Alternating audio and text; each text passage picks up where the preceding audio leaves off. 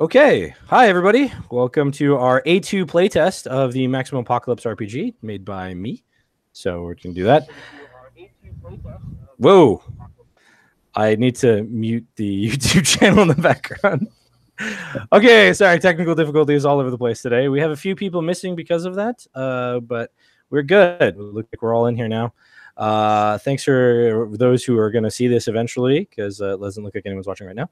But those of you that are going to watch this later, I hope that this playtest helps you understand the game. Let's start with some introductions. We're going to start with Dan, and then we'll move through that way. How about that?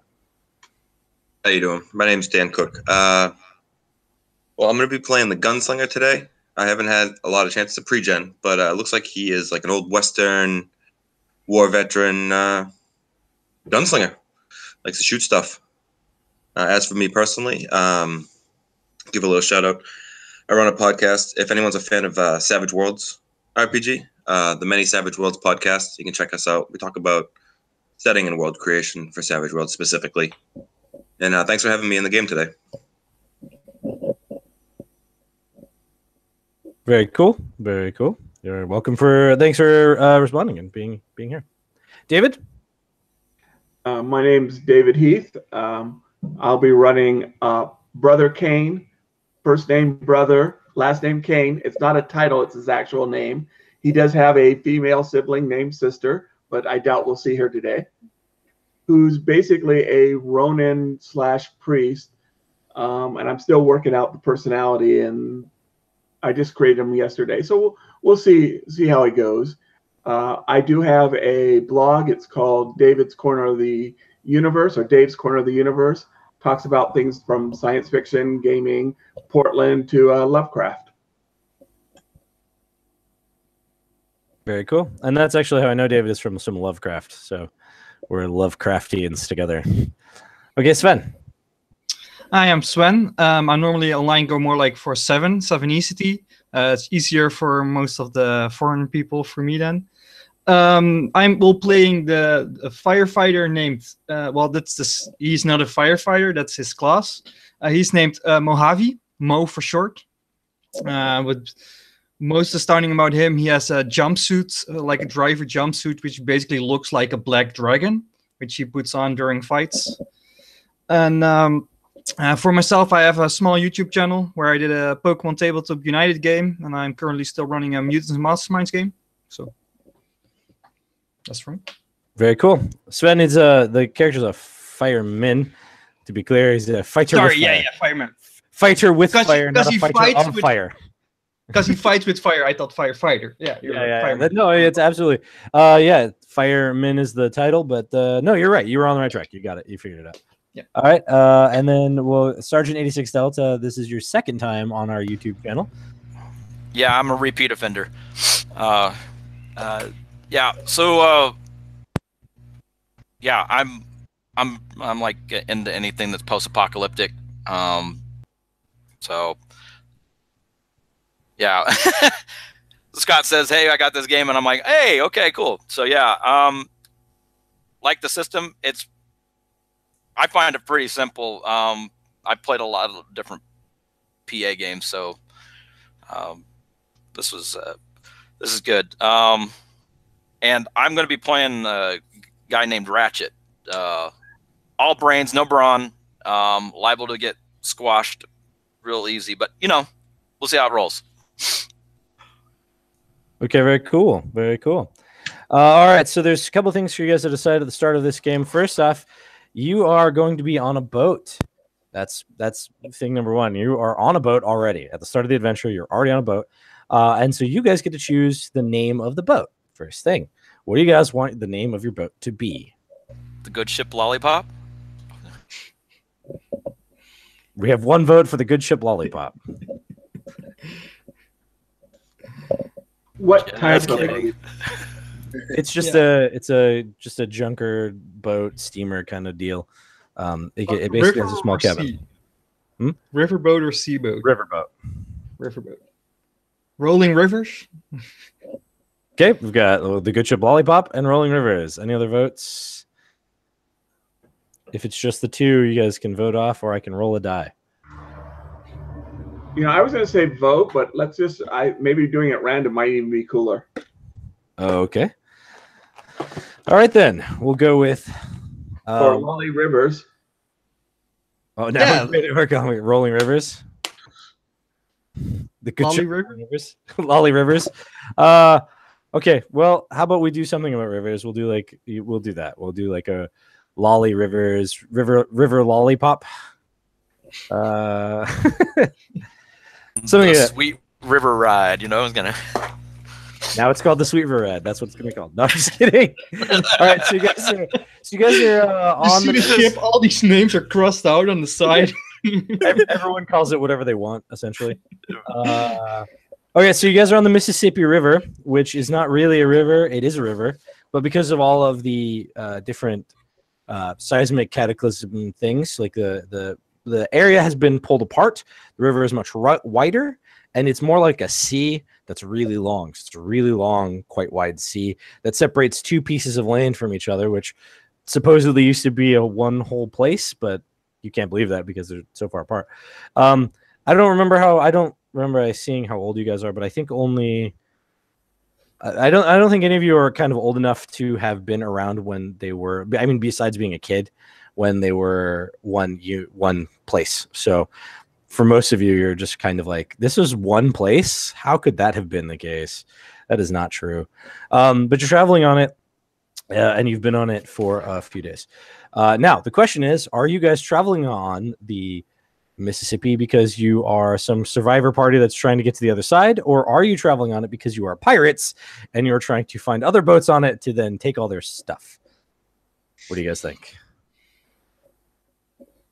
My character would be more of a sort of just traveler as opposed to offensive pirate. Okay. But I see both working for mine, so okay. I mean, I'm just trying to keep the ship running. Okay. Yeah, I envision more of the survival party. Okay, myself. so you guys are trying to travel down and or to the other side. Is it just the four of us? It is just the four. Well, no, there's one more person.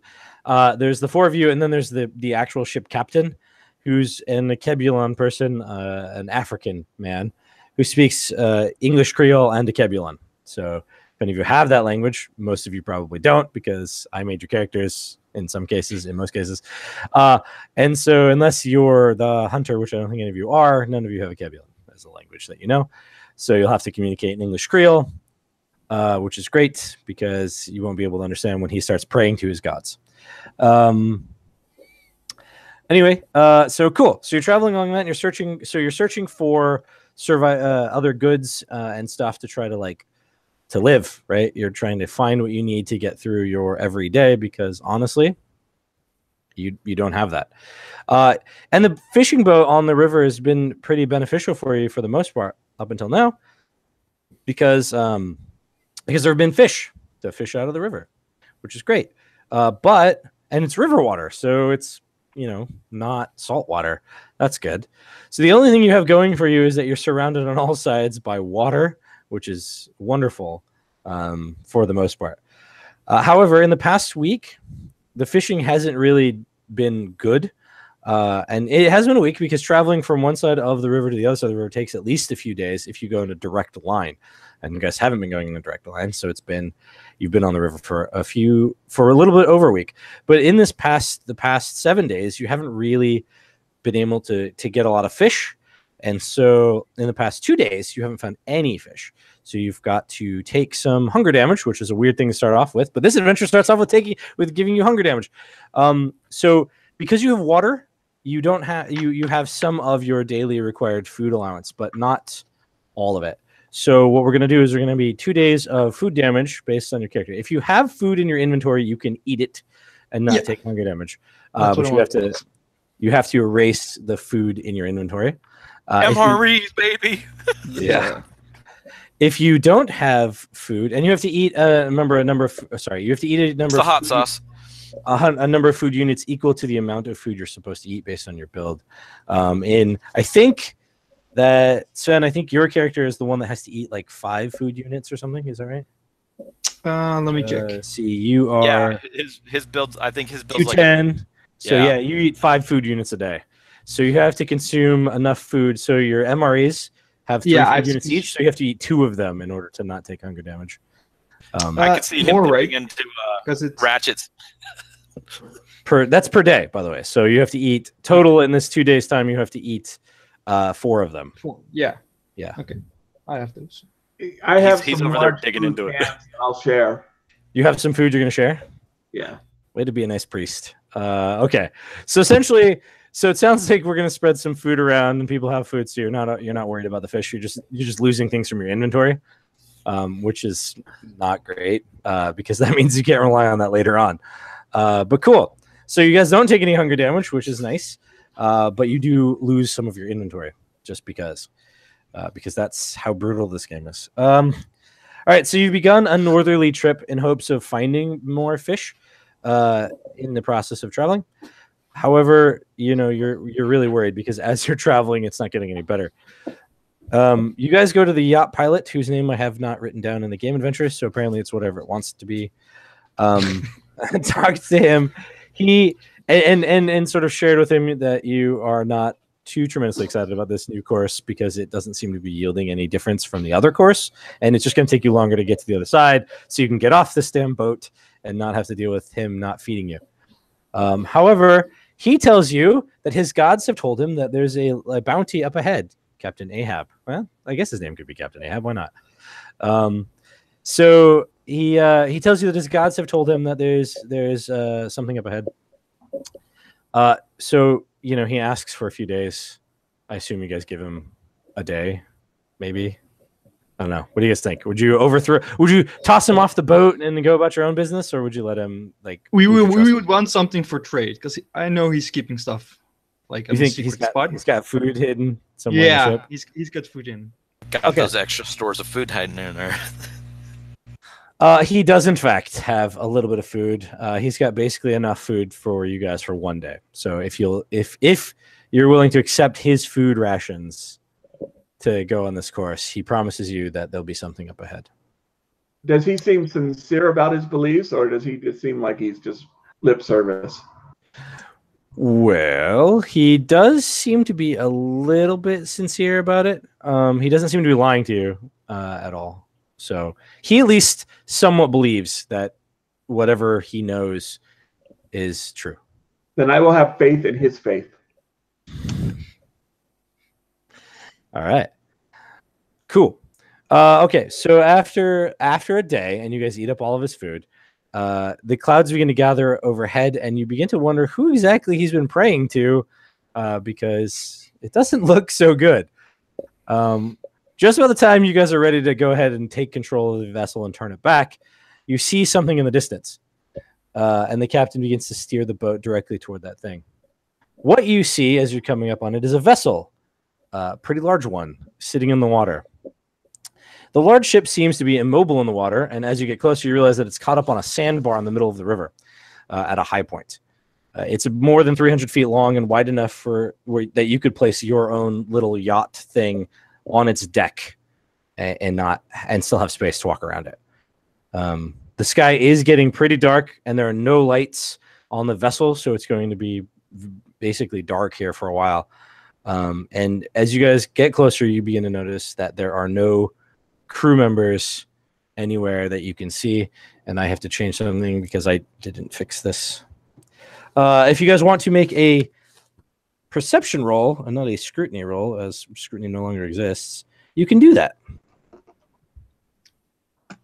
Even though if you're not what you're called, it's not proficiency. What's is proficiency? Oh yeah, so okay, the skills. Good point. I forgot to tell you guys about that.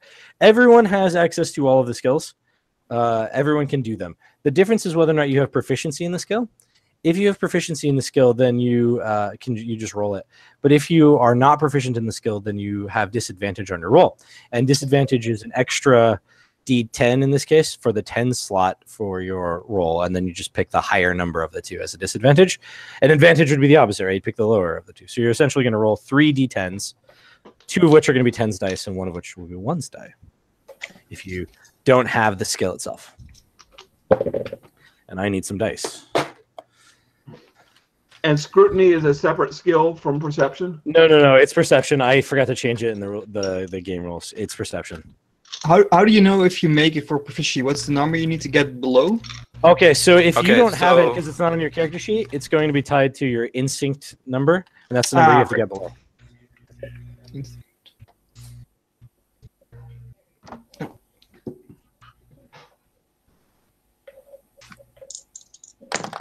Oh, it's a good day. Always a good day. I failed, but not terribly so. Okay. I succeeded. Looks like in the without the additional. Not thinking of the word, but without making me half or quarter Oh, the degree of success. degree of success. One degree. And they're labeled. They actually have labels, but I'm beginning to realize that people don't remember or like the labels very much. The second is called a great success, and the third degree is called an amazing success. It's probably because it's not actually on the character sheet that way. Yeah, and I realized that. That's probably. On it. It's something for later, though. All right. So I ended up with 3 degrees of success. Okay. So you're the one who saw the whole ship, saw its name, saw where the damage was, found out how long it's been sitting there because you could just tell by the water. I'm just kidding. Is there Okay. anything he doesn't know? Oh, it's gonna. So there were 2 failures and 2 successes. Is that how it broke down? How to failure. Mhm. Yeah. Okay. So two of you notice that you really don't see anyone as you come up on the port side, or just in general, you don't see anyone. And when you come up on the port side of the ship, you can see that there's a breach, a hole in the hold, near the bottom, near where it ran into the ground. It's probably where it hit the ground essentially, and then lifted up. So half the boat is on the sandbar, like the front half, and then the back half is still in the water where you guys are. So the breach is going in, not going out, right? Yeah, the breach is going in, not out. So it doesn't look like anything opened it up and came out. It looks like it smashed on stuff and stuff tried to ram in, right? It wasn't an explosion inside. Right. It looks more like it was hit from the outside. And then the way that it's sitting is it's kind of cockeyed, but it's level enough that you guys could walk on it, but it's the water level is high enough on that backside that your boat can get fairly close to the backside. So if you want to check this out, because you can tell that there's nobody there, you have 2 options. You can go land on the sandbar, get off and walk on it that way and get onto the boat, or you can just try to build some kind of bridge between your boat and that boat from the back. Hey, brother, you walk on water? Not today. So yeah, Not so feeling it, huh? how do you want Not to feeling handle it. this situation?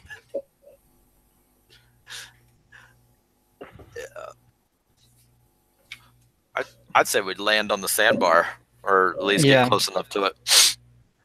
Yeah, I Yeah. say get close to the sandbar, but not beat yourself. Yeah. Okay. Okay. So you're gonna get off on the sandbar and go that direction.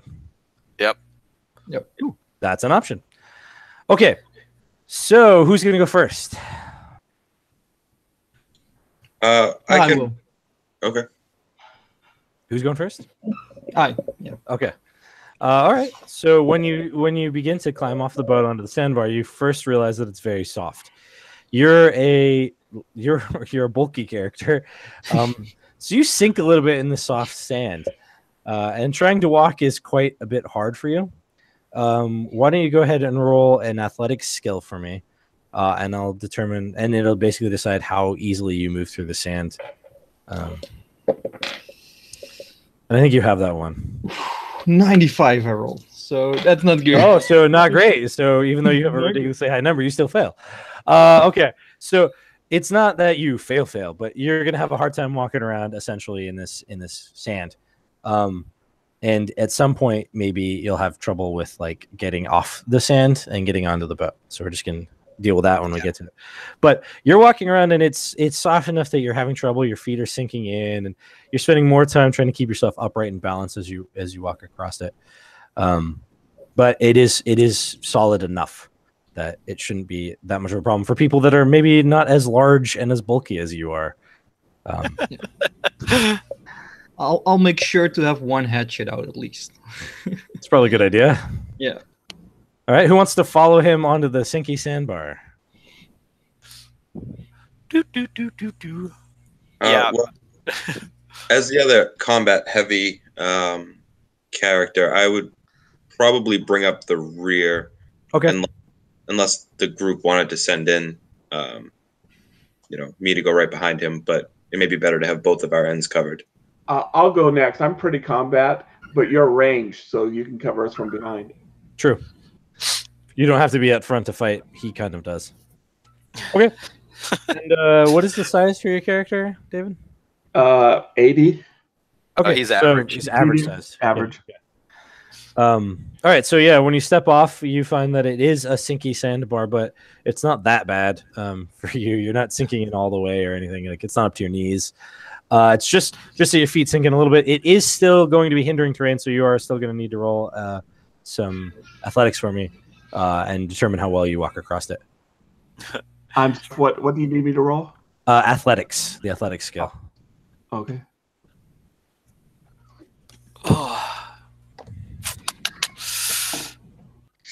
So I got 8 out of 40. So I think that's 2 successes. Cool. You're fine. You can walk across it. It doesn't seem to be a problem for you. He mumbles something about the house built on sand, and the foolish man built his house upon the sand. yes. Okay, so that means Sergeant 86 Delta. What is your character's name again? Ratchet. Ratchet. That's right. So I got to get everyone's names down. Sven, are you going with Thomas, or did you change the character's name? I put it in chat. Yeah, I'm going. Yeah, with, he's Mojave. Mojave. Oh, that's right. Or Mo. It's Mo. I put it in chat, so I thought Juice, maybe Mo others Juice. would do as well. So Yeah, I saw it. I just forgot. I totally forgot. So Mo, and then it's brother and Ratchet. Right. And then if the gunslinger's just the pre-made character, I know his. Yep. His name is Hisak. That's the cool, yeah. Yeah. Okay, cool. So Ratchet, you're next. Yep. You're average size character too, right? Nope. I'm Oh. small. Oh, I've got to build a Okay. 30. He's a That's really fine. teeny guy. that's fine. You know what? We'll go ahead and say that you don't have to make the athletic skill roll. I have to adjust this for sizes because I didn't before. You don't have. Okay. So yeah, he I knew gets myself off, then. and there's all sorts of you're hearing like gears and gyros and as he comes off the. He has all of his equipment's modified so that they can fit on the small body. Got it. Okay. All right. So everything like adjusts, and he's walking across the sandbar. Finally, at the rear, then is Hickok. So size is based on build. Is that what I'm gathering? Yeah. So yeah, your size is based on your build, and so Hickok's build is I think 80. Yeah, that would be average. 55. 55. You are average, maybe on the thin, lanky side. But yeah, you're average build. Typical Okay. dusty kind of guy. Yeah. You would like me to make athletics? Yes. I will need you to make an athletics. Yes. All right. So with that being non-proficient, I'm Mhm. going to be aiming for the linked stats. That's my Mhm. goal now. Right. Okay. Yeah. So that would be what it is in most cases anyway, unless you had like some kind of proficiency bonus from like being skilled or mastered at the thing. You just don't roll a disadvantage if you're proficient in it. So in this case, you're going to roll a disadvantage. Yes. Oh, all right. So most of the ones that are copied over, they're just a copy of the base stat anyways. Okay. Yeah. Let me roll that. Yeah, I just put them in there because it's just for things like proficiency bonuses or skill like items if you have tools, for example. Sure. All right. Well, if I didn't have disadvantage, I would have made it, but I failed horribly. Because he's incredibly... Awesome. Okay, so what happens in your case is that when you get on the sandbar, you slide and slip, and you end up falling into the water. And we're going to go ahead and just say that you get... I'm not going to have you roll to like swim back because the others can grab you because they're all still kind of right there. But you do take 2 points of damage just from knocking around and like slamming your head into like maybe the side of the boat or whatever when you did that. It's not going to transfer to your armor, so this will transfer directly to you, but your armor's still intact. But anyway, I'm assuming somebody can grab you and pull you out. You are right, like they're all still right there, and so you're fine. But so you do slide in the sandbar and you bang around a little bit, but you are generally okay. So the combat-oriented gunslinger guy just took a dive into the water. But as you guys are walking across the sandbar to get to the boat, Ain't the captain coming? as you guys are walking across the sandbar, you see a lifeboat between you and the ship. It's kind of buried in the dirt a little bit. What do you guys want to do? Is this like Like a wooden rubber raft type kind of thing? Yeah, it's a boat. It's a rowboat that was looks like it came from the ship. It's made of a similar type of material, but it's relatively new, or at least the same age as the ship that's sitting there on the sandbar. Mm. Is it damaged? It is. Leave it for now. It how might be a trap. We should check. for Might the be a big trap. ship first. Okay. You guys, when you're passing by it, you notice that it does look like it's got some blood inside of it. Not a whole lot, but it is. It has been beaten, and there's some blood that corresponds to some of the damage that it's taken.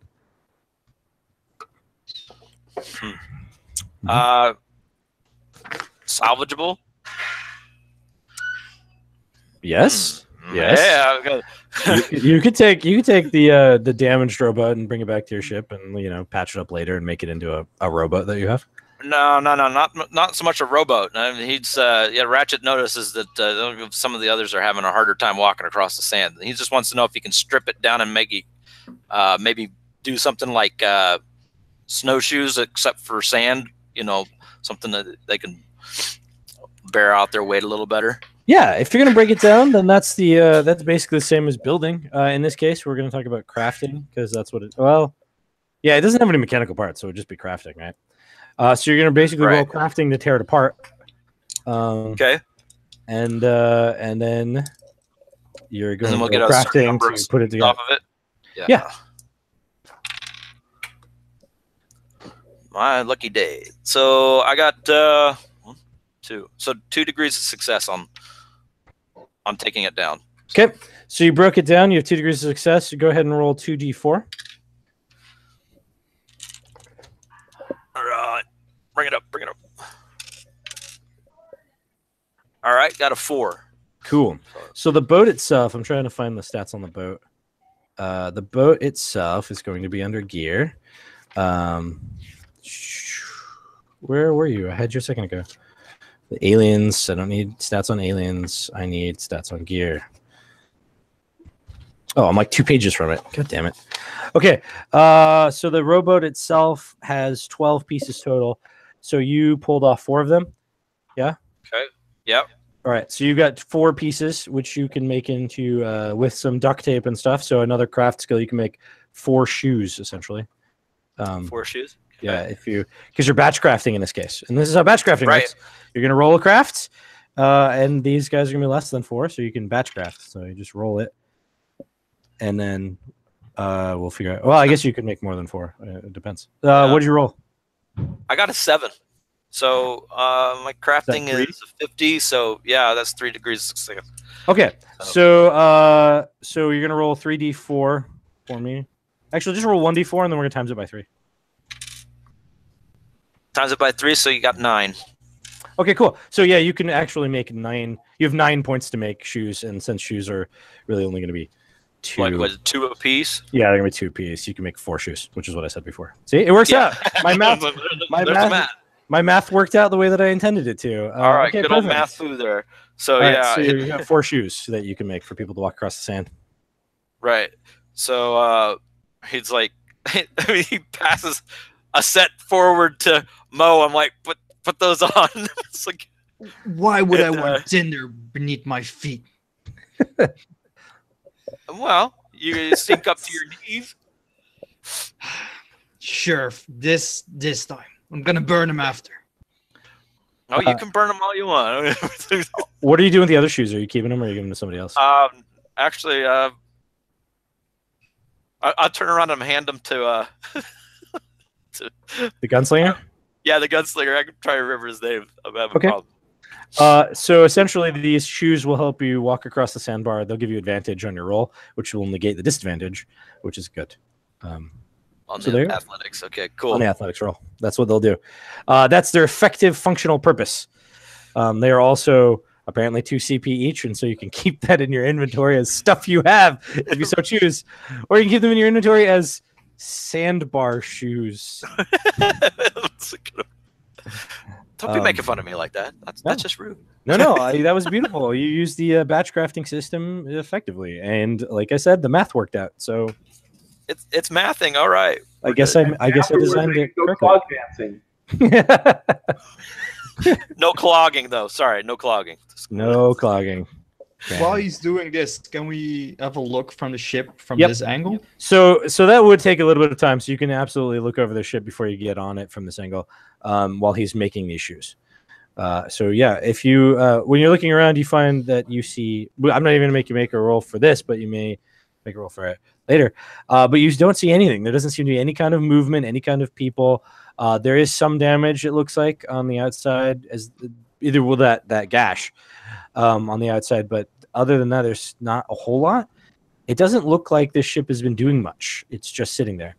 However, you can tell it's a refrigerated ship now that you're closer, or what used to be a refrigerated ship. Not sure how long the refrigeration's been working or how long the ship has been sitting here, but it was a refrigerated carrier ship. So it's made of some kind of metal, the ship?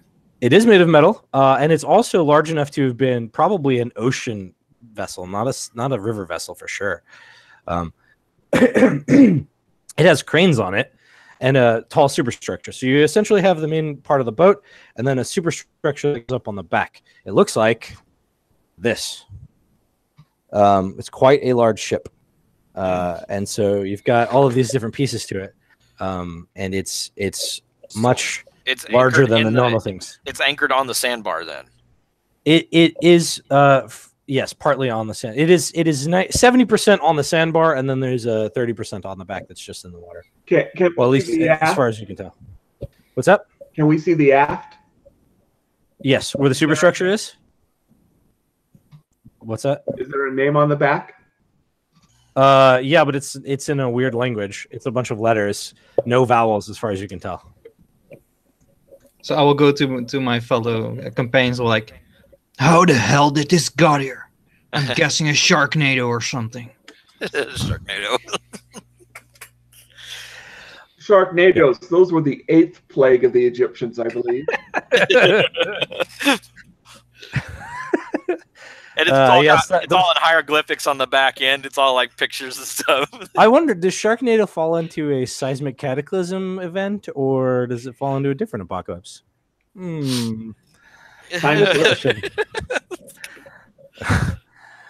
Okay, so all right. I didn't clarify that. We'll get to that later. So you guys have your own personal apocalypses, by the way. The world is a series of apocalypses, right? And you all have your own personal apocalypse that you've survived. So while there were zombies, for example, in the world causing all kinds of mayhem, you may have been in a place where like everyone ran out of oil and started fighting over it, or you were in a place where like everyone ran out of food and they were fighting over it, or is probably the case with Brother. I think you said it was the Rapture. The Rapture occurred and people like the heavens opened and just all the supernatural creatures just started coming out of everywhere. So you're like, yeah, cool, zombies, nuclear holocaust, robots, whatever. I'm dealing with angels and demons here, man.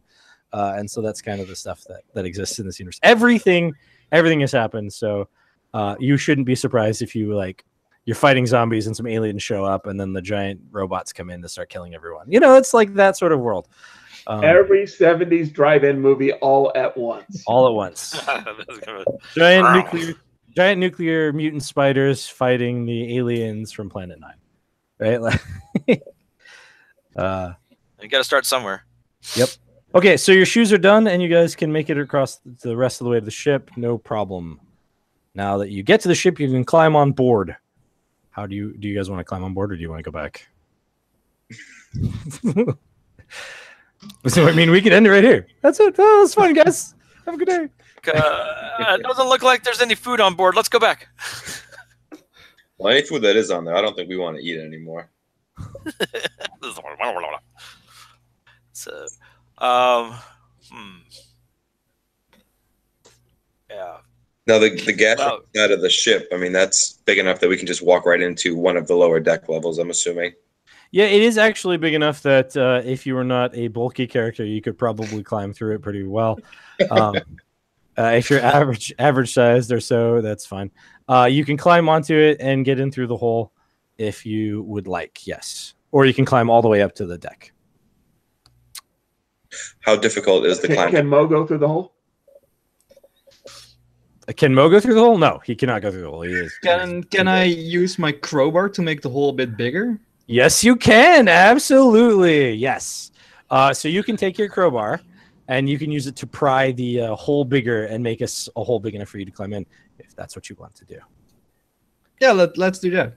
Okay. If somebody wants to climb, but I'm feeling people want to go through the hole. I'm not climbing anything. I'll never. Your boat shoes are not going to help you climb. Climbing shoes. Don't be knocking on the boat shoes, man. Just lay off. All right. Yeah. Okay. So you're going to use your crowbar and you're going to go ahead and roll strength at advantage for prying this thing open. Basically is going to determine how fast you pry the hole. Well, I'm rolling the worst. I got an 81 on an advantage roll, so no success. You had advantage and you still got an 81? Yes, or else it was a 91.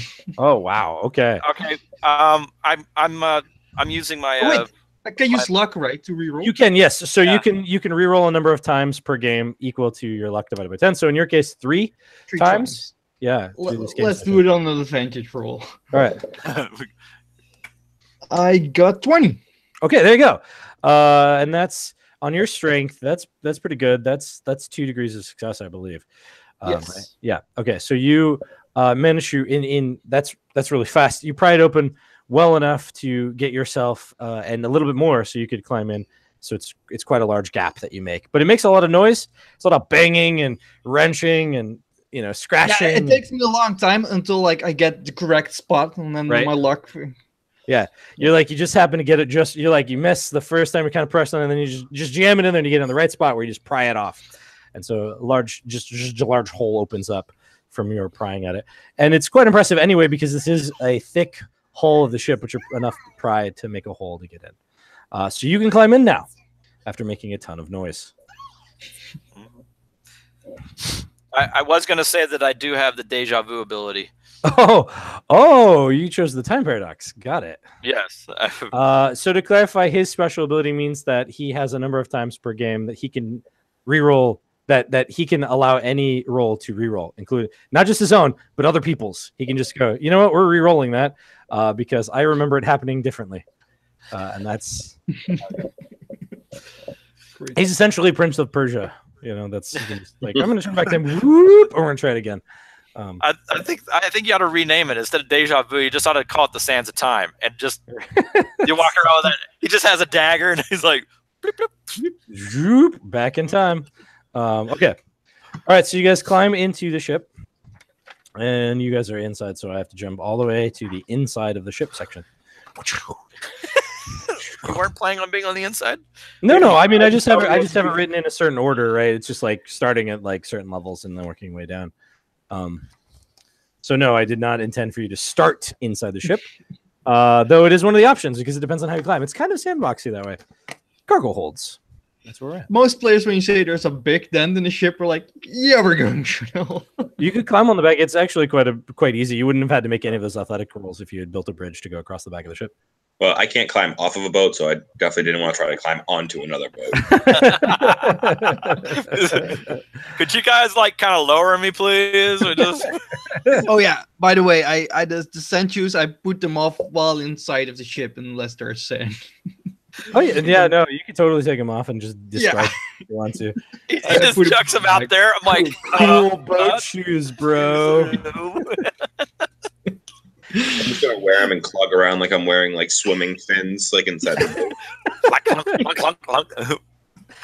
Oh, that's great. Oh, Okay, so you guys climb into the cargo hold. I believe that you are in cargo hold number 3. Let me check the boat map. for the cargo hold that you're in.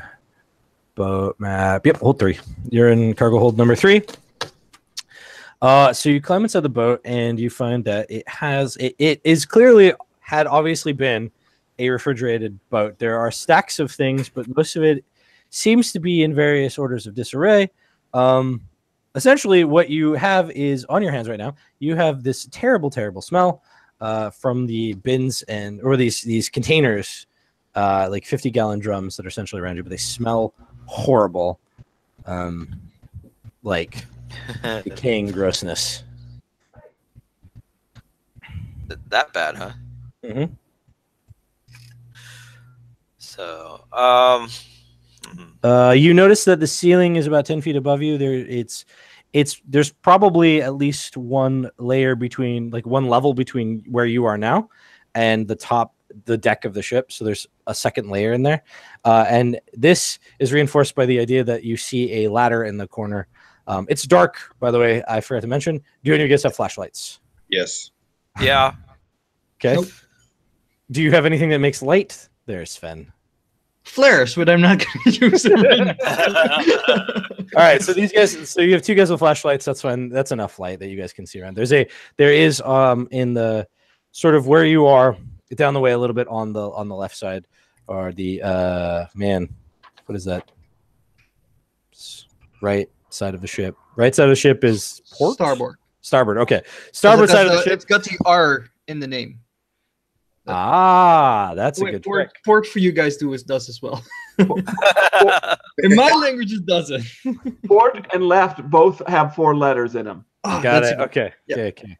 All right. So the starboard side of the ship, but up ahead of you a little bit. It's on your left, but it's the right of the ship. There's a ladder that goes up to above you, where you are. Is this through like a small hatch or a large? Small hatch, very small hatch, like just a person-sized hatch, not like a huge hatch. Is there a door in the room that we're in that would lead out onto the same level, like a? Yep.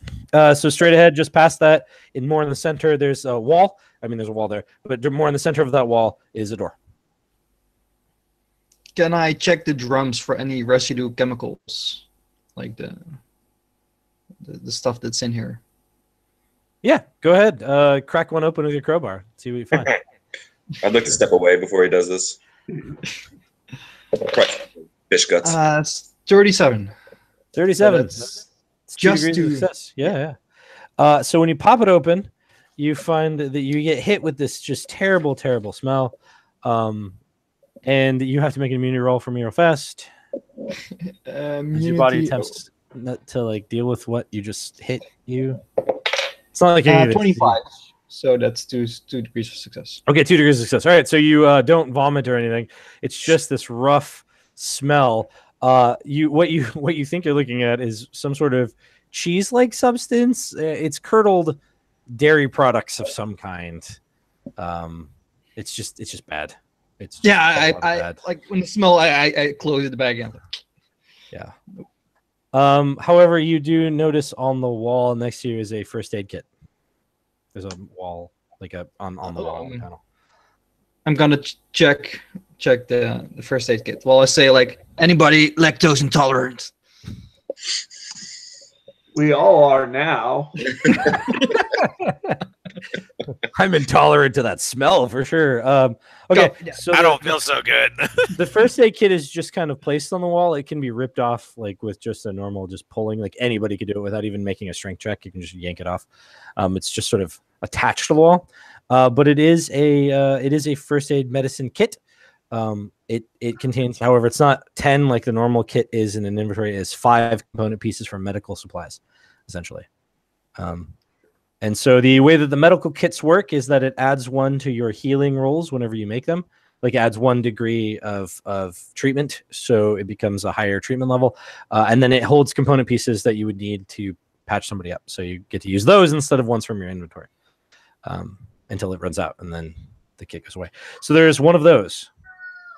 So Yeah, I grab it and I'll ask like anybody good with this kind of stuff. Yeah, is anybody good with that kind of stuff, or do you just have a bunch of fighters? No, We fake it till we make it. I have a little field medic experience, but not so much. I have. I have some healing. Okay. So there is some healing going on, but not a tremendous amount. Two Enough- terrible healers. Enough that you guys could probably slap a gauze on and then duct tape it to somebody's body, right? Or forget the gauze, just duct tape somebody's body. There you go. Okay, cool. So yeah, I give it to the one. Who was it? I give it to brother. Okay. And I'll put it in my backpack. I already have one, so you might want to get it to Hitch, though. You already have one. That's is that what you said? Yeah, I already have one, so Okay. I gave it to you, so you can hand it to him if you want. I'll give it to Hitchcock. All right, I'll stow it away in my backpack. Cool. All right, so there you go. So you guys have it. There's that door ahead of you. There's just stuff around in this hold. Do you want to go through the hole or up the ladder, or through the door or up the ladder? Sorry. Quick question, because I haven't had a chance to look over the book very much. What is resolve used for? So resolve special stat is a sort of a mental resolve. Essentially, it's the thing you would roll when you get attacked with a mental or psychic attack. So somebody like coming out of nowhere and trying to scare you to death would be resolve. Or if somebody tries to charm you into doing something, you would resist them with resolve. Right. It's also used. The primarily brother uses it for some of his special abilities if he had them, and he would also use it. The priest would use it for his special abilities, but everyone uses it against supernatural creatures when they try to like warp your mind or like convince you to stand there while they eat you, kind of stuff. You would resist it with that. All right. So because of the horrible smell, I'm gonna light a cigar, and but that has a positive effect on resolve. That's why I was curious. Yeah.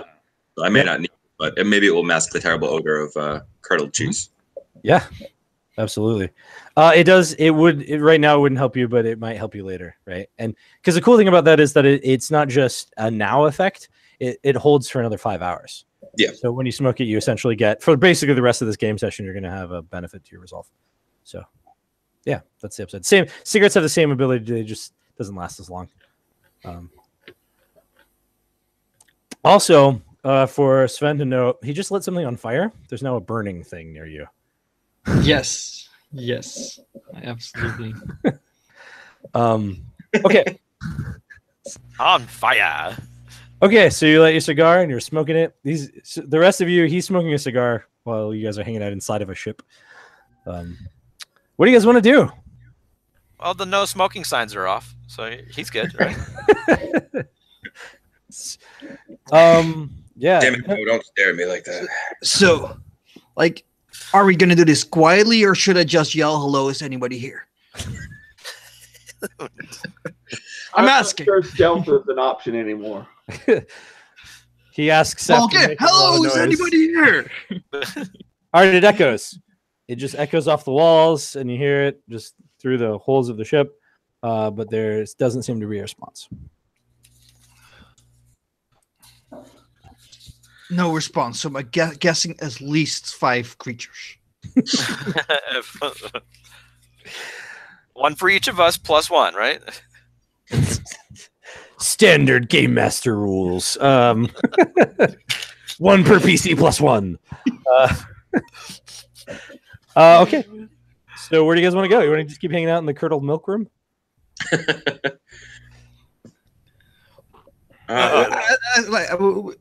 Yeah. Which way should we go? Well, the refrigeration floor is going to just be all terrible. We might have better luck up on the top deck. Yeah, I like to go back into the sun if possible. It's very cool down here. And he very looks at your cigar. The little touch and go here. Okay. So you guys intend to go up the ladder then, right? Yes. Cool.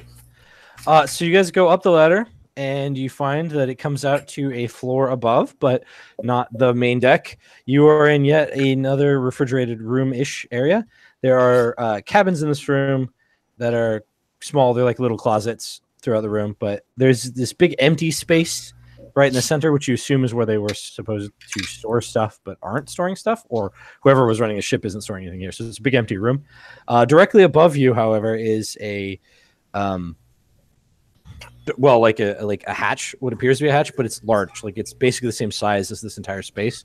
And you're gonna guess, based on what you remember from seeing the outside of the ship, that this is probably right next to a crane. So a crane probably was over it to like lower things inside. Any type of controls or anything? The crane is up on the top. It's not in this room. Is it? There are no controls. Oh, sorry. Is it like lattice work? Great that we can like see up through, or we can just tell that it's a removable piece. No, it's one big steel piece. Okay. The thing that you do know, the reason why you know that though, is that there appears to be damage to it. One corner is sort of folded up a little bit, and there's a little bit of light coming through, so you can actually see it rather than just seeing it with your flashlights. You can see sort of the edges of this hatch piece, and there's a little bit of light in the room, and that little bit of light in the room also tells you that there's another one of those first aid kits on the wall, basically directly above where the other one would have been. And that's all that's in this room. There's a door again to the one side that goes into the other sections of the boat. So basically all the holes are connected. You said something about the living spaces, or what do you? At the beginning, you said something about some rooms here. Oh, there are little closets in this room, not living spaces. They're little closets for storage in this room. I'll take I'm gonna on each corner. Sorry. Check a closet. Okay. So you're gonna be opening up more closets. Yeah, let's see what happens. No, when you open the closet, it's empty. There's nothing inside. And then you go to the other one. There's 4. There's one in each corner. You can open them all up. There's nothing in them. What kind of material they're made of? The doors, they're made of steel. They're like just basically steel on hinges. They're not really doors, more as they're doors, but they're more like you pull a handle instead of it being like a normal handle, like a lock or anything like that. It's like a pull handle that unlocks as you pull it, and then it opens. And there's yeah, all sorts of stuff we could do with that. Anybody needing a shield? Steel door. It's a shield. There you go. Somebody's just gonna have to take it apart. Not a problem. All right. Well, I'll grab the med kit before we move on to the next room. Either way, is it going to be the same as the other one? 5. Yes. Yeah, it's exactly the same. It's the exact same. So it's going to be 5 component pieces, and it's just a med kit. Medical kit. Yeah. So basically, you've got the door that leads to the other hold that way, and then you've got the steel thing above you. You can't really climb to it. So there's no way to get out on the main deck from where you are here. Yeah. Because the ladder stopped on that floor where you guys got to. About 10-foot ceilings again. Yeah. I mean, you could boost each other up, I guess. Yeah, I didn't think of that. I mean, especially if you guys climb on the shoulders of Mo there, because he's quite a bit larger than the rest of you. You might even be able just to grab the top with his reach. It's pretty big. But we really need Mo to be the one to like push the steel. So if all 3 of us pick him up, like a cheerleader pyramid. I suggest we'll just go down this hallway. Well, you don't want to risk falling. So I don't want to risk that big crane above my head with somebody in it.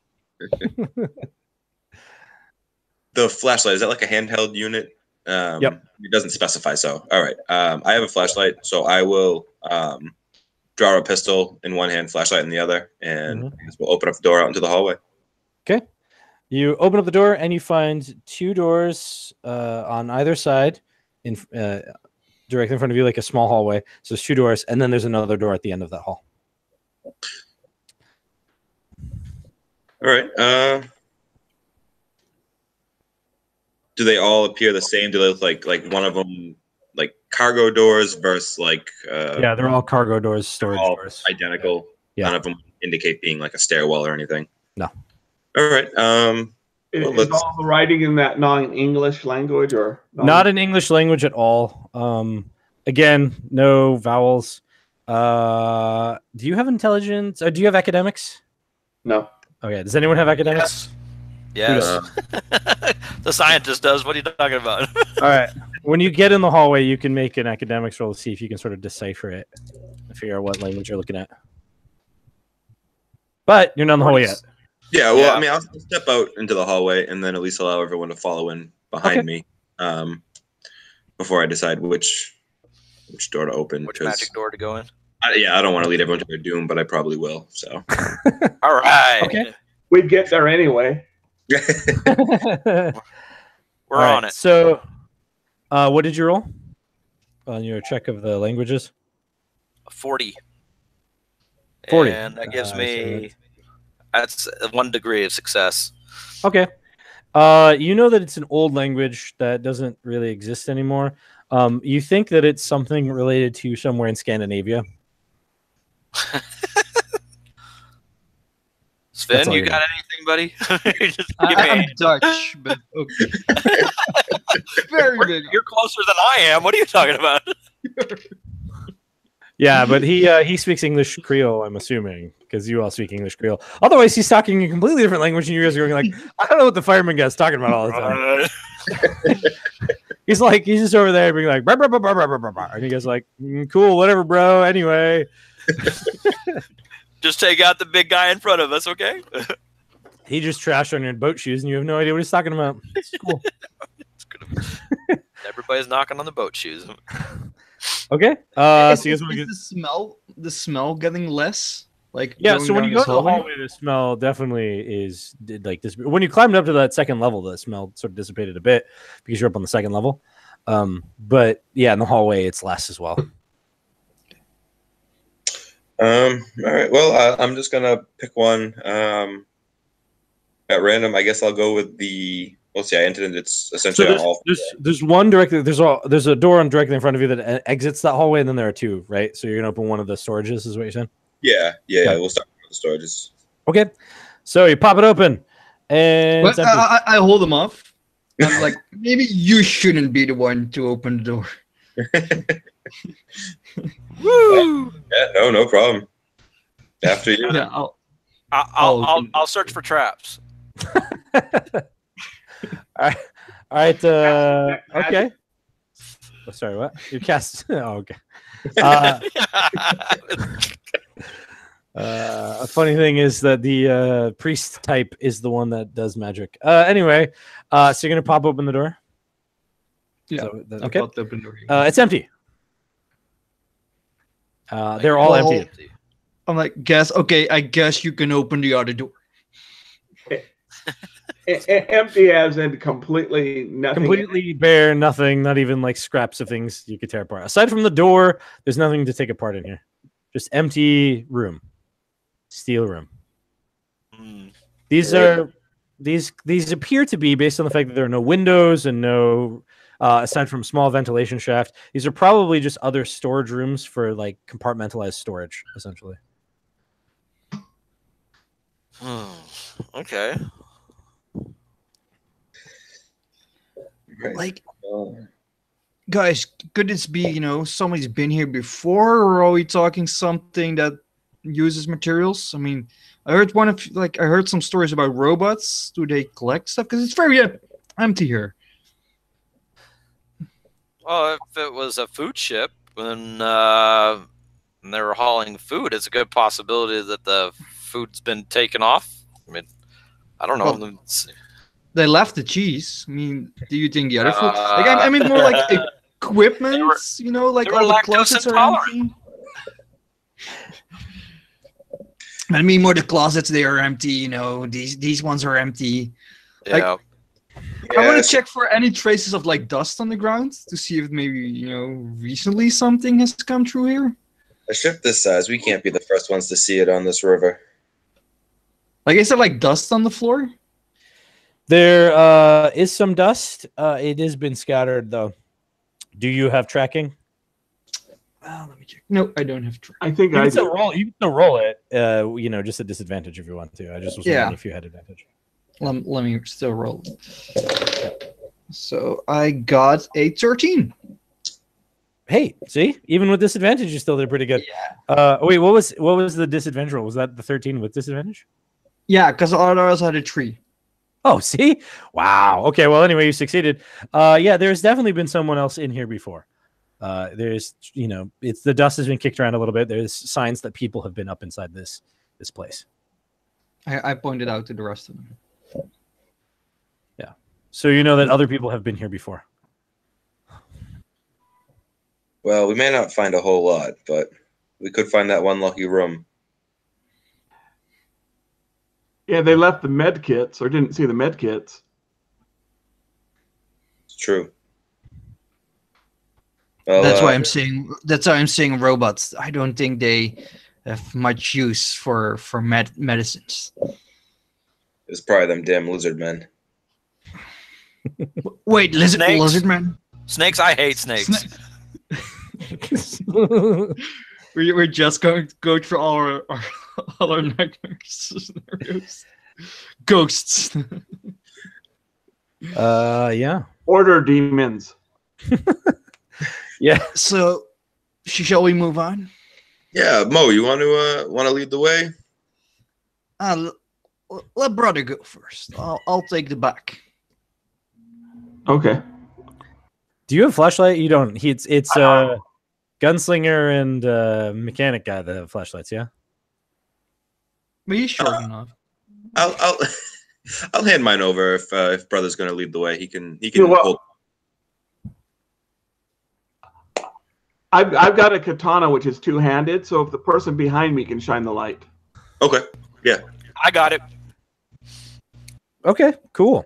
Yeah. The Okay. that was something I didn't get a chance to talk to you about, Scott. I was wanting to know what it would take to actually craft a walker unit for my guy since he's so small.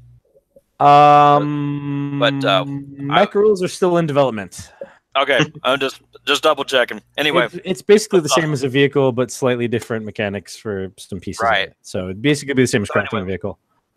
yeah. Oh, Yeah, sorry. anyway. Were you the short one? No, Yeah, I am the he's- short one. The sounds he was intending to make were like a gyro server walker unit, essentially, to keep him to be relatively average size, but in a mech, essentially. Anyway, he flips on his flashlight if so that the brother can see in front. Cool. All right, so brother can see in front, and you guys can go through the door. Do you want to open the door? I feel like this is one of those old games. Do you want to open the door? I walk to the back. Go ahead and open it. Okay. When you open the door, make an immunity roll for me real fast. I should just shoot through all the doors as we come to them, just in case. I think I failed. What did you roll? Yeah, no, I failed. Deja vu. All right. You get hit with this horrible, horrible smell of rotting vegetables and fruits. Your body purges based on what you got because you failed. So let me find the purge rules because it's a chart and I want to make sure that you do it. Go ahead and roll for me. Oh, wait. No, it's purge. I already said what it was. Okay. So it's not a total body purge. It's a sudden purge. So you are going to 1d4. Oh, sorry. So for the next 2 or 3 minutes, well, it's 2 minutes, so 2 minutes, you're going to be vomiting ish. It's going to be, you're going to vomit once and then feel like you're going to vomit for another 2 or 3 minutes while you're nauseously dealing with what you're dealing with. Right. You're going to have a -5 to your initiative. So can I? Yeah, Ratchet uses his deja vu as opposed to. Oh, okay. Go ahead and re-roll that.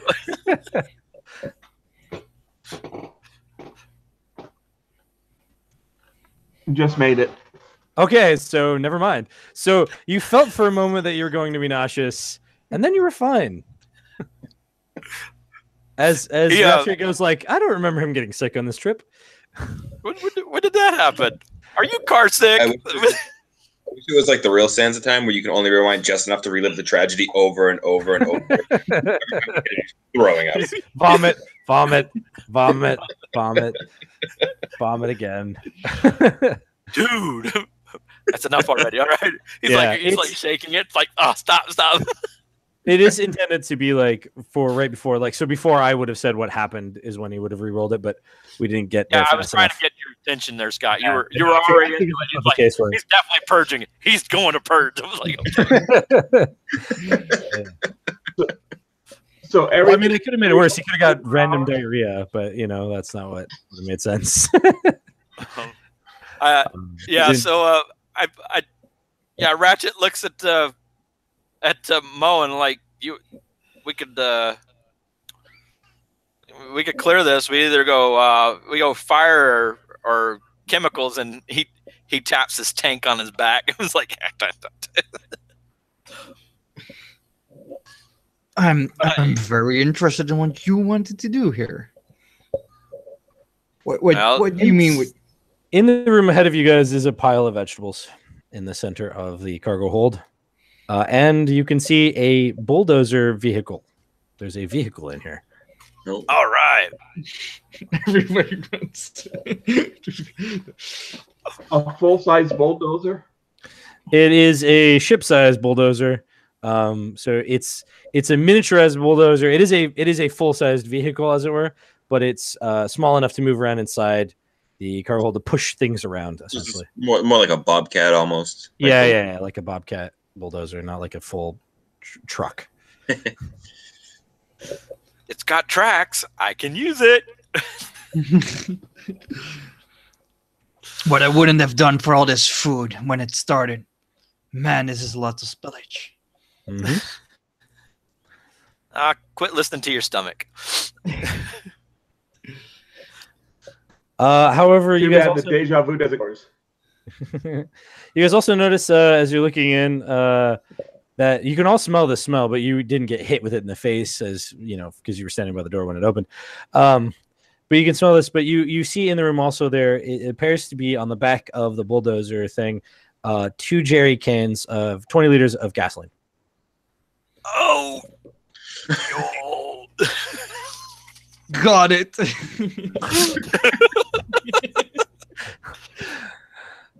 I think we could do something with that.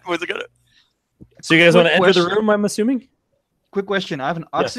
oxygen mask and it says immune to airborne toxins. Is that only when I equip the oxygen tank? No, so if you're wearing the mask, which I forgot to ask you if you're wearing the mask. If you're wearing the mask, then you don't have to make immunity rolls against airborne things. So the smells and stuff wouldn't be affecting you because it has a filter on it. When you equipped it to the oxygen tank, you're then self-contained and you're breathing your own air, but you only have a limited amount of time. So like if you were to fall into the river, you could be just like, well, I technically have an oxygen mask on, so I'm breathing in the water as I sink to my death. But yeah, the mask itself has a filter on it, so you're not getting hit with. Yeah, then at this point, I'm gonna put on the mask. Yeah, there you go. Basically, he had his jumpsuit like tied around his waist, and now he's putting on fully. And it's like I said before, it's like a weirdly shaped dragon like driver jumpsuit. So he puts on the dragon hat where the mask is built in. So that's sort of what the mask intent is supposed to be like, and then you can attach a hose to the oxygen tank for it, like that. Yeah, and I've like the jumpsuit like on top, like it's like a black dragon jumpsuit, so you don't see that. Yeah. Yeah. So he looks like he's getting ready to go to war. Yeah, it doesn't look like that epic. It's more like, bit of a mask. It's just what he found, the only thing that was like fire resistant. Right. Yeah. Cool. All right, so you guys are entering the room? Yes. Yes. Okay. So you enter the room. You're gonna. Who wants to go check the bulldozer? You obviously know that there are jerry cans there. You saw them. And there are also four. There are 4 closets in this room as well, on each corner. One on each corner. I want to check out At a the door. gasoline. Sorry, a door at the end too. You want to check out the gasoline? Yeah. Okay. There are 2 jerry cans of 20 liters, so 40 liters total of gasoline on the back of the bulldozer. Yeah, I'm gonna take one. Like, I'm not gonna carry 2 because I have 1 free hand for weapon, but I'm gonna take one of those. Okay, it's full. Nice. And, I'm gonna check if it's actually gasoline. Okay. It's distilled water. No, it's gasoline. Okay, just making sure that I'm not like blowing up water. He's over there. He's like, Drop the your fire lighter won't today." light. Fire won't light. So yeah, and Ratchet will grab the other one, Okay. store it on his person there. All right. So you guys have the 40 liters of gasoline, which is good because, you could use that for something. Oh yeah. Yeah. Okay. The rest of the room is much like the other rooms, the other room that you're in, the other two rooms. Big storage area. This time there's just a pile of vegetables in the middle of it. There's a ladder that goes down to the floor below. On the wall, they're like I said, they're the 4 closets on the corners that you've encountered before. And then on the wall is yet another first aid kit. Lots of first aid kits. First aid kits. That's foreboding. Robots, I'm telling you, robots. I'll take the first aid kit. All right. Everybody's getting their own first aid kit in this trip. You get a first aid kit, and you get a first aid kit. At this point, it's second aids. And all right. Okay. You guys want to check the closets? Or there's a door at the end of this, on this wall again, to go into the next area of the ship. If you want to go there. Or do you want to check the want to closets? grab one of the spoiled vegetables. And Spoiled vegetables? Okay. yeah, and I want to see if they can burn with the help of a just grab my lighter just to see like. Just try to light it, Maybe see what they're- happens. Yeah. Cool. Yeah, especially in your case, being that you have extra fire damage done to it, because you've overloaded your accelerant in your lighter or whatever. Yeah, it totally goes and like lights on fire. You want to roll some damage, or do you just want to let it burn? Because I just want to let it burn. You can roll some damage to it, and we'll see how fast it burns. Sure. I mean, why not? Right? Why not? You're gonna be rolling 2d8 plus 7. Yeah, 2d8 plus 7. That's correct. That's what you're rolling. 2d8 out here. Because for you, it's not just fire; it's fire. So, it's 14. 14. Yeah, totally destroys the piece of vegetable that you were holding in your hand. Gone, just up in smoke. Good to Well, Everybody- you need to learn how to do some grilling there. That's gonna. Yeah, for the rest of you guys, like you'd expect it to cook or boil or something, like, but it just goes when it's just gone. It just lights it and then lets it go as it falls to the ground. A big pile of big flaming, ashy nothing. It's one of those Bugs Bunny exploding carrots. It's gonna. Basically, I'm like, So- good to know. And I'll take a step back of the big pile of burnable vegetables. So Yeah. you said the other 4 rooms were much the same. so there are 4 closets. You haven't opened them yet. Oh, okay. Yeah, let's open them up. Okay. You So open I'll up be one number of them. You Oh. know, you open up one of them. Roll for me a d4. All right. Oh, I dropped it. Hold on. There we go. That was an 8, 1. right? So- I'm sorry, you said 1? 1. Okay. You open it up. It's pretty empty, but there does seem to be a crowbar leaning against the wall and a toolbox on the floor. Toolbox. Yes. All right.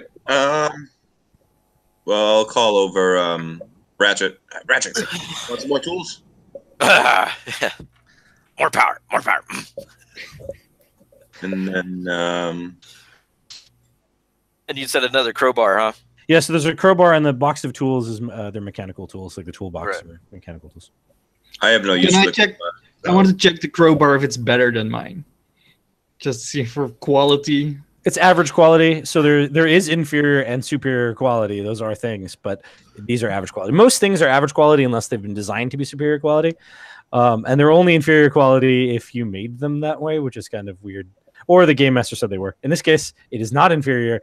It is a normal average quality crowbar. I grab it for spare parts then. Yeah, exactly. Now it's just CP.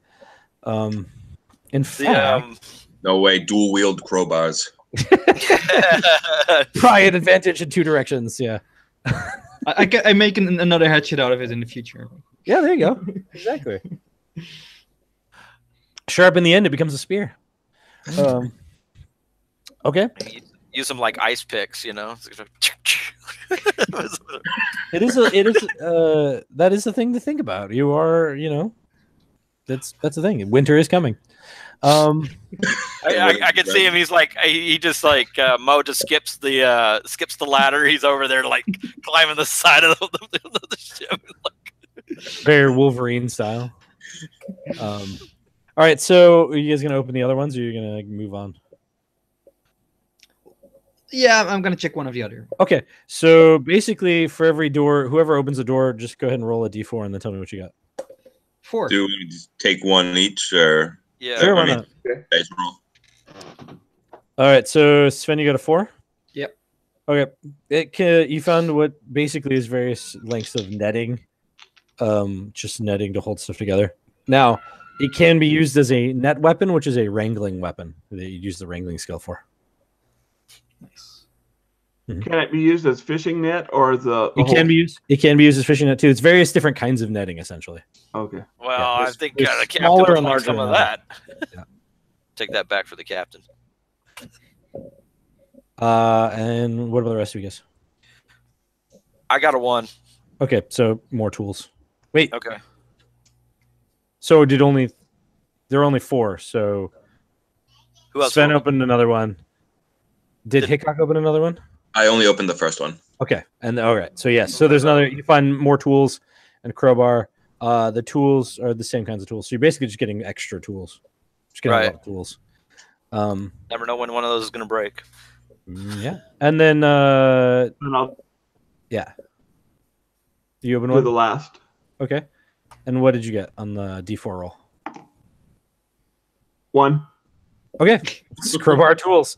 Yeah, you guys randomly selected crowbars and tools, and then some netting. Cool. Okay. I mean, there are basically 4 options on what you could have found, and you guys just rolled the same. We're doing good. Consistency here, people. Consistency. It's just a lot of tools. and we didn't find any robots. So It was like they like in his notes, like they really need to get a 2 because that's like the bazooka they need for the final boss. the bazooka.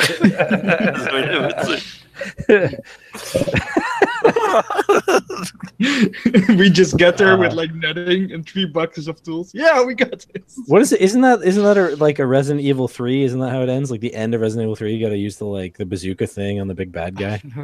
Yeah, I think it's how it goes. Maybe it's even Resident Evil 1. I don't remember. Anyway, so that's pretty good. okay, cool. So there's the door on the side and the ladder that goes down.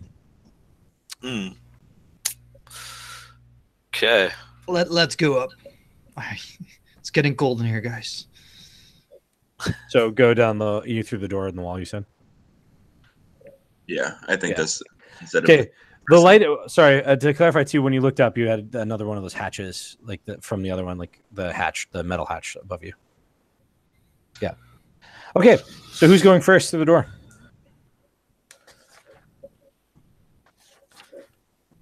Yeah, I'll go this time. Okay. I've got a mask for the poison, so yeah. Okay. So when you open the door this time, you open the door and you immediately see in front of you a zombie creature, a human being with a. Well, let me get. Oh wait, I'm looking in the wrong place. It's a human being, and it has exposed bone structures from flesh that has come off on its arms, its hands, part of its chest. It's just staring at you when you come through the door, and as you open the door, it starts making a moaning sound. I'm gonna hit it with my hatchet in my hand. Okay, so you come at it and you swing. We're gonna start an initiative because you're starting combat. Where did I put those tracker papers? I put tracker. Oh, they're here. Okay, so first off, let me get everyone's initiative. Let's see, Mo. 5. 5. Okay. Hickok. mine has 2 numbers. I'm not sure which one you need. So I need both. What it is okay. So this is how initiative works. You have a number. It's going to be like 12 or 5 or 1. That's your initiative number. And then the combat run is broken into action phases. And each action phase is going to cost you 5 initiatives. So the first action phase, everybody acts, no, not cost to initiative. But then the second one, I'll take 5 off of everyone's initiative, and whoever has initiative will go next. We'll continue to go. They'll have actions, and then I'll take 5 off again, and whoever has initiative will go, and then I take 5 off again. If anyone still has initiative, they get to go, and that's the end of the combat round, and then we start the next combat round. Okay. And that's how it works. So the 2 numbers mean that you have a number above 5, essentially. Like if you had 6 to 10, you'd have 2 numbers. If you had 10 to 15, you had 3 numbers, etc. So I have 9. Okay, so you have 9 and 4, right? 9, 4, yeah. Cool. All right, brother. I may have done this wrong. How do we get initiative? So agility plus luck, and then you divide it by 10. Yeah. No, okay. I'm rounding it up, if I'm correct. Round. Okay, Down? so Should be down. Oh, then okay, it's so wrong on the sheet. I did do it. I rounded up, so it's 11 unless there's more than 3 people with me, and then it's 16. Yeah. Well, that's okay. If I did it wrong, then I did it wrong. That's fine. No, I love it though. No, you're fine. You're fine. I'm saying in the case of Sven, if I round it up, then I round it up, and you're lucky. That's all. Yeah, because it's 45. Yeah, mine's rounded up as well. Just so you know, if you want to go back and change it further. I'll have to go back and change it. Yeah, the original rules were round up, and then I realized that caused some problems in a lot of places when everything was rounded up, where people had extra like things that they could do, and I was like, whoa. So I changed the rule to everything. Everything rounds down, not like everything, but the special stats. And I apparently didn't go back and correct the pre-gen characters. Okay, so anyway, right now it's up. So it's up today. So it's 12 and 17 for you then, right? Yes. Okay. So you are in a group of 3, so you have 17. So you're 17, 12, 7, 2. Wow. Dag, yo. That's Whip is the hand of the Lord. With retribution. All right, and Ratchet? Ratchet's 13, 8, and 3. 13, 8, 3. All right. Okay. So let's see how this is going to work out with everyone's initiative numbers, because I know where the monster falls. Unfortunately, Mo, you're really low at the bottom. You're still going to act because you kind of jumped on it, but then we'll have normal initiative after that. Yeah. And then, so I mean, maybe you may kill it. So let's have you go ahead and attack it, and it will do its dodge thing, and we'll see what happens. So I'm using one of the hatchets. Yep. And you're So going to roll your. Oh, sorry, go ahead. Roll a 31. Is this with advantage? I'm just checking if this. It shouldn't be an advantage. No. No. Then I got a 31, which I'm just checking. Is there only one success, or is it also multiple? No, so there's multiple successes too. I just wrote the normal success number. So it's based on your fighting skill. So a 31 is better 2 than successes. half. Yeah, so it's 2. And that's important to know, because this is where it becomes really important on that degrees of success. It's going to dodge, and it has to get 2, or it has to get 3 degrees of success to beat you, because you have that initiative of you struck the attack. So let's see what happens.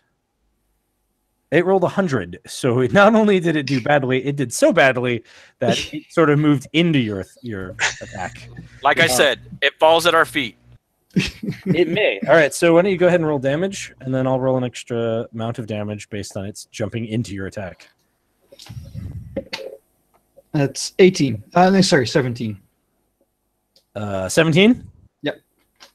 All right, so, well, you killed it. All right, so never mind. We don't have to do initiative, but now I have everyone's initiative numbers, which is good. So, yeah, you just chop it right down the middle, or chop its head off. However you want to kill it, because it's yours. Go ahead and tell me how it dies. I do his head in half, so like through the air and ice. Nice. There. Just goes falling off to the side. The thing just drops at your feet. There's now a dead zombie at your feet. I'm like, that was a strange guy.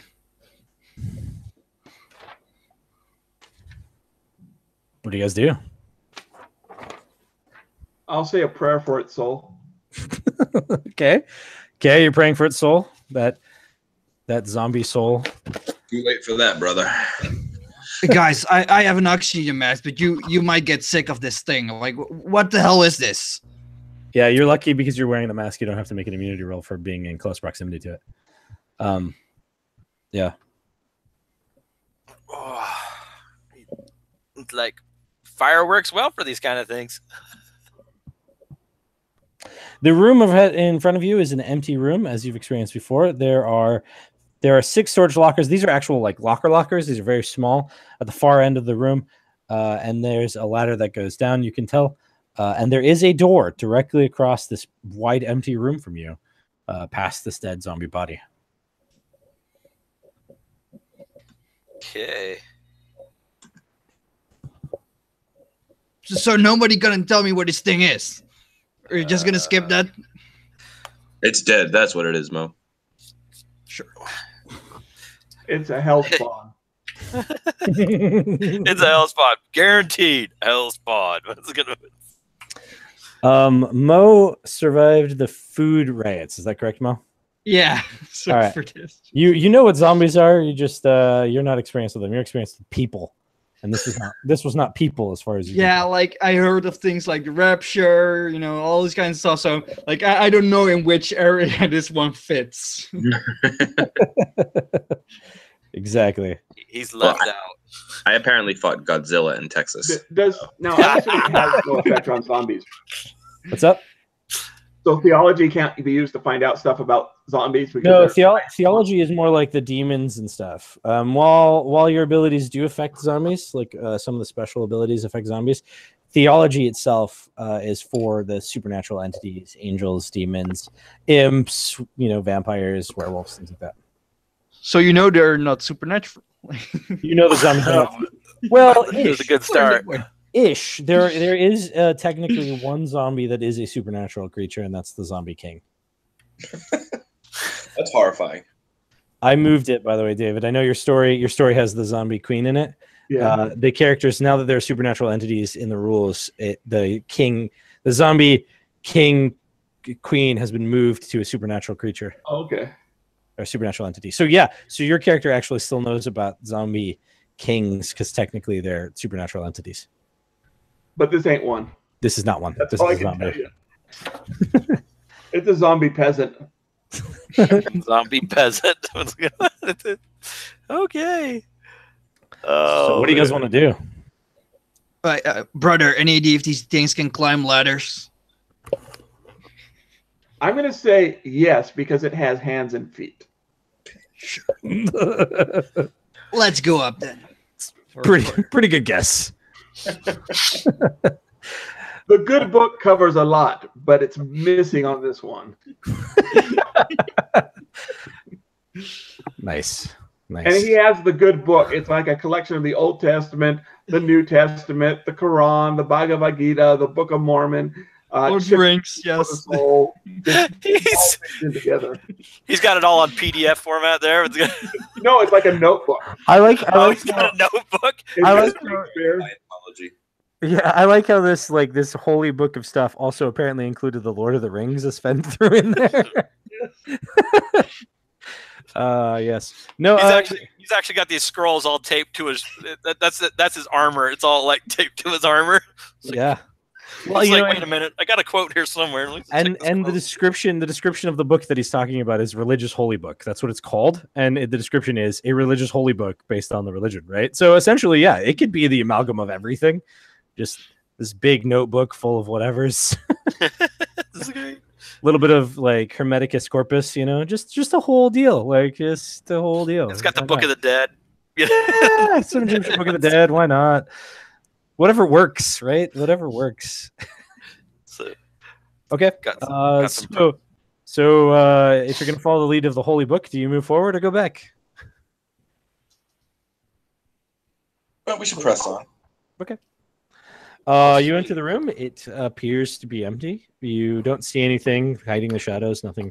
However, you do see guess what on the wall? All right, first aid kit. I'm grabbing this one. Like, this is mine.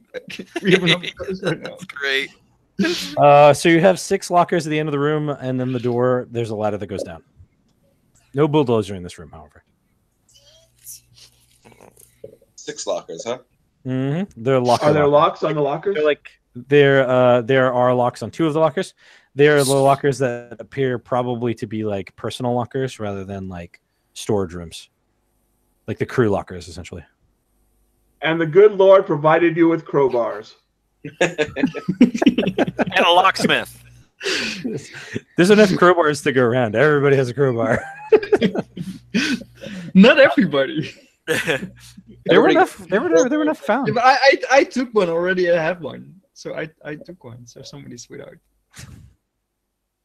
Okay, So- so Yeah, Ratchet will do some locksmithing or picking or lockpicking. Yep. So you're gonna use the lockpick skill now. You're just gonna pick the lock instead of break it off. Break it off. You're saying? I know. We've got a bunch of brutes around here, but yeah, Ratchet's a We really can reuse those. Yeah, Yeah, steal the lock. Why not? It's we there. can reuse them. Everything's a resource. Everything's a resource. All right. So let's see. And that is a 4 on the first one. Dang. Oh wow. Oh wow, man. Okay. You just- ticket. Break. It came off. Yeah. I mean, it didn't snap. It opened. Right. So one of those old Tumblr ones. He's over there with his ear against it, listening for Actually, the. It's more like one of those combo padlocks, Okay.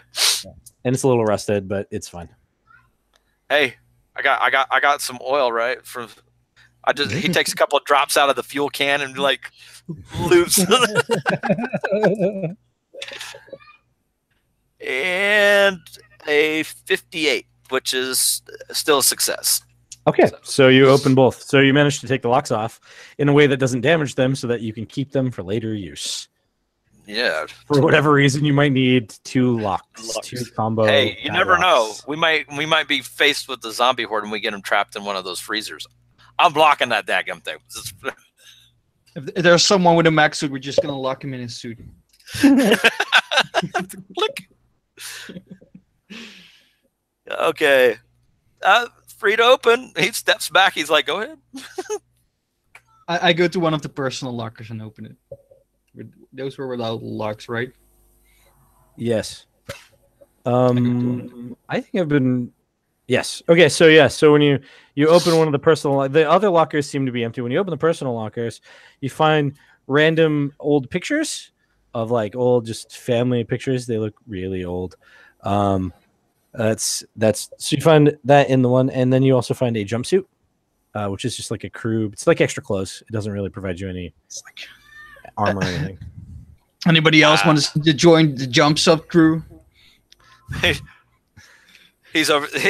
Ratchet's like, Molotov cocktails. I'll just strip them. Sure, and I throw it at him. You could tear it apart. Yeah. Do you want to open the other one? No, I'll burn the pictures and I'll let them open the others. Okay. Why not? Screw those pictures in their advantage on resolve rolls. That's fine. They're not our family. That's true. Well, it also never clarifies that the old family photos that give you resolve are your family photos. It could just be you just see an old nice family in front of a farm and think, oh, that's a nice life. I get resolve advantage. It's cool. Okay, so then Wait. Can I get resolve while I burn them, like the other way around? Keep them to burn them later for resolve? Nah, in fact, in your case, I think I don't know if I wrote it down or not. I think the intent was that you do have to make resolve rolls to not burn them. I think is actually how. Let me see because I rewrote it, and let me make sure if I included that in there because that's what it originally said. Fireman. Yep, you have to. Oh wait. However, use of any other form. Nope, I took it out. But in your case, you get disadvantage when you apparently use other forms of combat weapons. I have to rewrite that because that doesn't make sense. Okay. Anyway, yeah. So, Yeah, that was something I was going to ask you about last night, but it was like midnight my time when Yeah, I finally did that. I was like, Well, I think it's just a copy and paste from some of the others from when I rewrote everything. That's what it says on like the gunslinger for hollow points. Like they have disadvantage when they use the weapon that is not their favorite weapon. And I think I just copy and pasted it from there to the fireman. So I'll have to double check the favorite weapon. Yeah, that makes sense. Yeah. So no, it should be instead that you make resolve not to burn things, but I'll fix it. Right now it doesn't say that, so you don't have to make resolve to not burn things. Rules as written, right? But he's gonna burn it anyways. But you're gonna burn it anyway, so you're like, whatever. I opted not to make a resolve roll to burn it. I'm gonna just burn it. Just burn whatever. Okay. Cool. Okay, so you burn it. Whatevs. Who's gonna open the other personal locker? I will. Okay. You open the personal locker, and you find parts to a revolver. That's it. I'll call Hitchcock over. Is your gun a revolver? Or? Yeah. Two of them, but how many parts to a revolver? Enough to build an entire gun, or so it's most of the parts to build a gun. It is missing one part. That's why it's pieces rather than a full gun. So it's basically missing a piece. Otherwise, it would be a functional 357 revolver. No, 38 revolver. Sorry, 38 revolver. Okay. I've got parts. I can reassemble it. I mean, I have 357, so I wouldn't have any use for it. But I'll hold on to the parts. Dual wield. Yeah, already has two. He already has Little two. Yosemite Sam going on there. Triple wield. I grew a third arm to be mutants. You know, it's cool. I hold it underneath my chin. It's in my teeth. I'm a gunslinger after all. All right, so there's a door at the end of the hall and a ladder that goes down.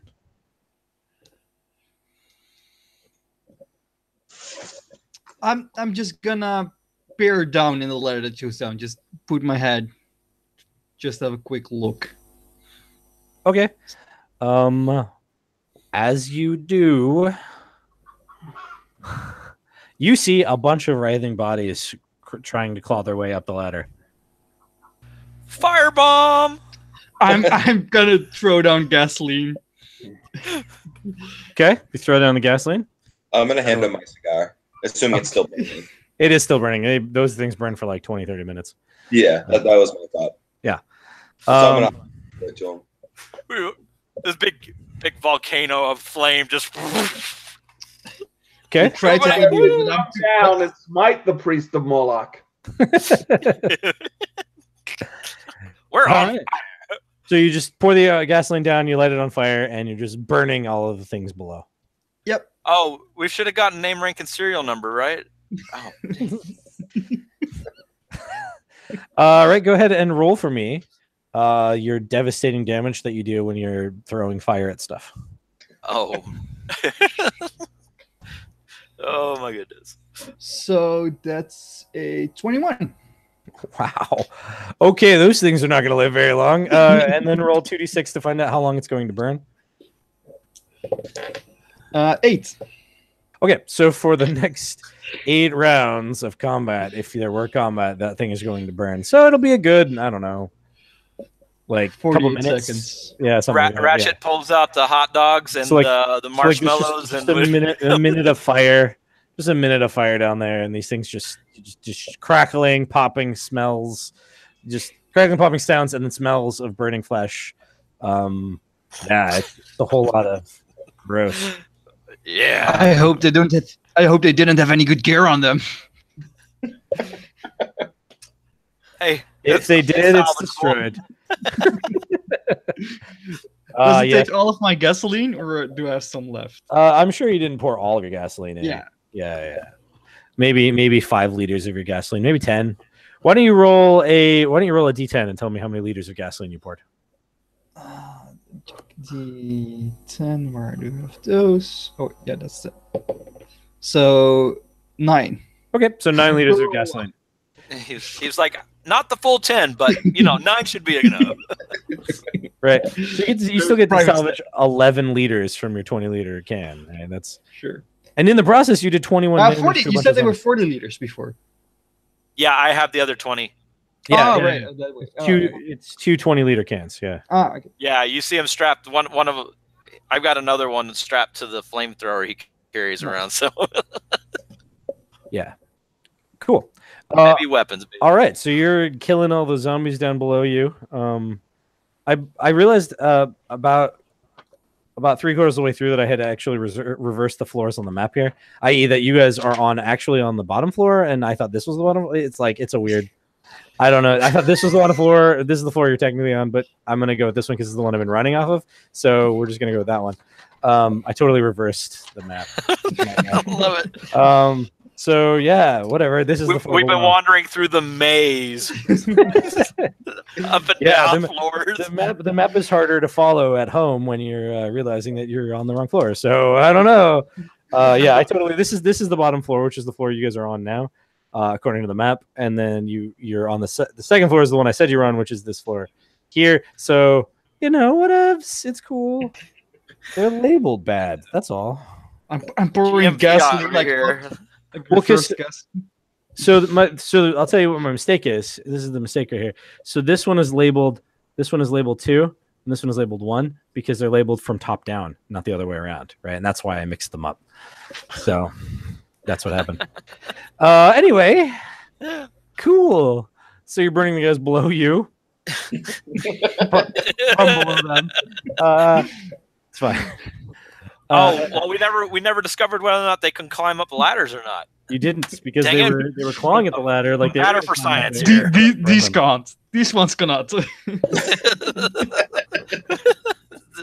All right, so directly in front of you is a door. Is there anything else? Like I wait for a minute the fire to stop down. Is there anything else down there? You can climb down there if you want to. Just a quick look still, like from the top. You can't, it's dark in there. You can kind of see that there's stuff. There are clearly lockers on the walls. There was a lot of light, like last minute. I mean, yeah, you can look down there and see the stuff. There appears to be lockers, and some kind of box of stuff on, like, sitting in the center of the room. But there's just a lot of bodies more than anything else. And there's a door in there too. Yeah, I thought it would rest. Like, it doesn't seem that interesting. I'll say we go further first. All right, and here's where it gets funky because I mixed up the floors. You guys gonna go through that door? I will. Still didn't take any damage. Just killed everything in one go. When you walk into the room, you find a room that has these strange compartments on the side. Like there seems to be these closets on the end that take up an entire wall. But right in the center of the room is the engine for the ship. This is where it gets funky because technically you're not on the last floor. So whatevs, or like I don't know how it works. So anyway, only Ratchet knows it's weird. It's like the others. Yeah, this is weird that it's up a floor rather than on the bottom floor. Very strange for an engine. But anyway, so the engine pre-cataclysm technology. What's that? Pre-cataclysm technology. It is pre-cataclysm technology. It has been. That's how they made the boats in the old day. They put the engine on the second floor. Oh. That's how Noah did it. Okay. You sure it's not just an outboard motor? It could be up on the third floor. Really all right. big outboard motor. The engine units on that floor with you, and it's pre-cataclysm technology for sure. It has been MacGyvered together, and there's a bunch of weird pieces to it. We like science. Yeah, Richard, you take a crack at this one. Yeah. All right. So in this case, let me see. I think it was science or mechanics. I think is what I put to figure it out. No, either one's the same thing. Okay, same roll for you. Yeah. Go ahead and roll that as you're looking at it. A 34. So that's 2 degrees of success.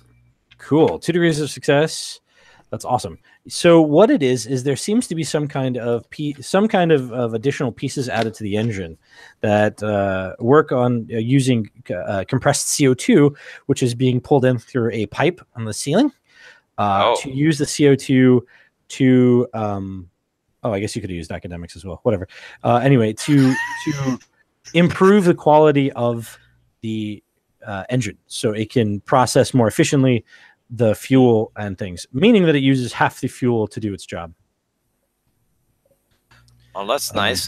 But it's a super big engine too, so right. So that means that it's cool because it does mean that if you were to borrow this kind of design, this is easily something you could redesign. Would use less fuel to run your engines. You also note that it probably pushes power through a little bit more, and there's a chance, you have to test it to find out, but there's a chance that it may increase the acceleration rate of the engine capabilities. So it makes it a little faster, and it uses less fuel. Do you have something that I can do for like schematics? Like crafting, making schematics. Yeah, you can make a schematic. You just need like pencil and paper and stuff to write it on. Oh, okay. I just wasn't sure if there was it was part of the one of the skills or something. Technically, it maybe falls under crafting if you wanted to draw a really nice schematic. But if you're doing a rough design for notes for yourself, I wouldn't have you roll that. You could just do that. But you need something to write it on. Do you have a pencil and paper? I have my computer. No, just kidding. You can write it on your laptop. That's fine if you have a laptop. You just have to crack it up and turn it on, type all the notes. Let's see. I think he would actually probably. He'd just go really crude. He'd probably just take I've got tools. I could probably just etch the design into onto his like a component piece or something. Yeah. Some random piece of components that has the schematic sort of sketched into it with a screwdriver or something. Yeah, there's no greater love than a man giveth the title page of his holy book to his friend to write the schematic. He rips it out. I'm trying to figure out which page it's come from. Which book did this come out of? You're like, oh no, it's just an extra page. That's great. All right, so on your biblical page will be some schematic for an engine. Science on a holy book. That's fine. Hey, there's no separation of science and religion. Not in this world. Except for that rainbows didn't exist for 6,000 years apart. All right, so the engine goes up. The whole shaft room that you're in goes up. It just goes up. There's no ladder. Oh, there are no ladders that come down this way. Oh no, I'm sorry. There got to be ladders that come down that way. Oh yes, there are no ladders that come down this way. That's what those side rooms are for. They go down into this engine, but it essentially goes all the way up to what would be the main deck, right above you. Mm-hmm. And then so that's the thing. It is a thing. Okay, well, it's a thing. Mm-hmm. It's a thing. All right. Okay.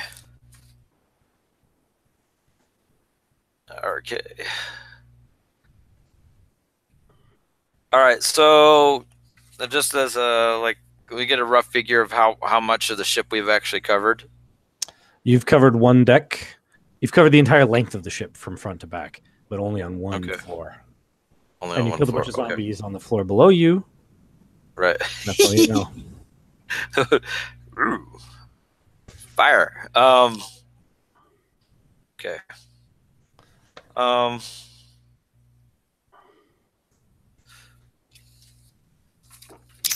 Okay. Yeah. I don't know, guys.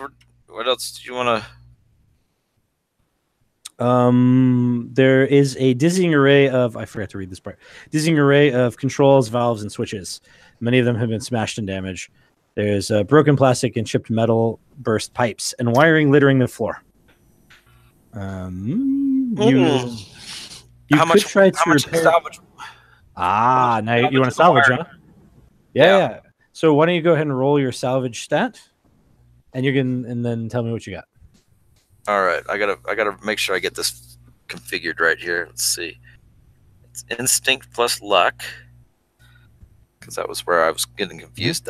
This is the one that always this is the one stat that always throws me off. So it's because it has the survival levels of proficiency added in. Right, and I don't have any, so that doesn't make any difference. So it's just 120 divided by 2, so it's 60. Yep. Okay. All right.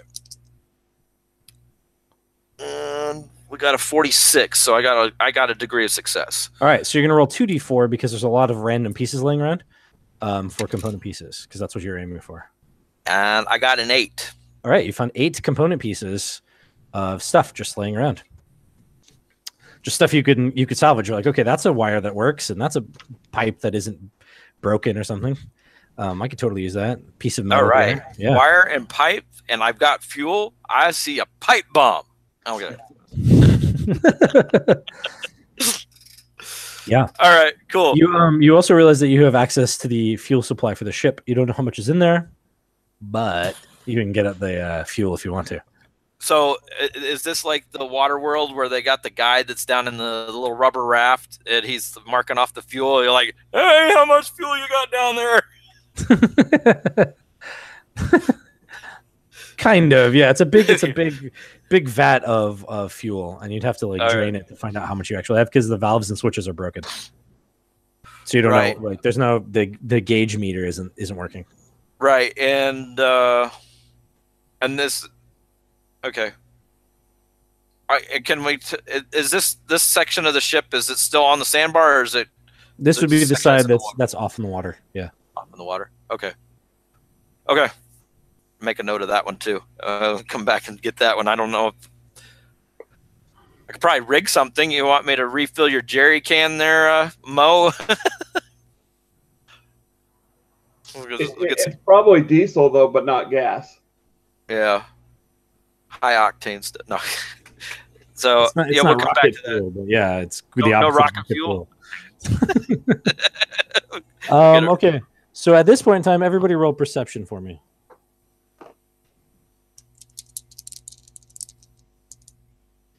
I made it right under a half. Okay. So that's 2 success. Mm-hmm. Perception is my thing. How you doing over there, Hitch? Oh no, I failed. Yeah, I'm looking at something else. Something. I can't see anything.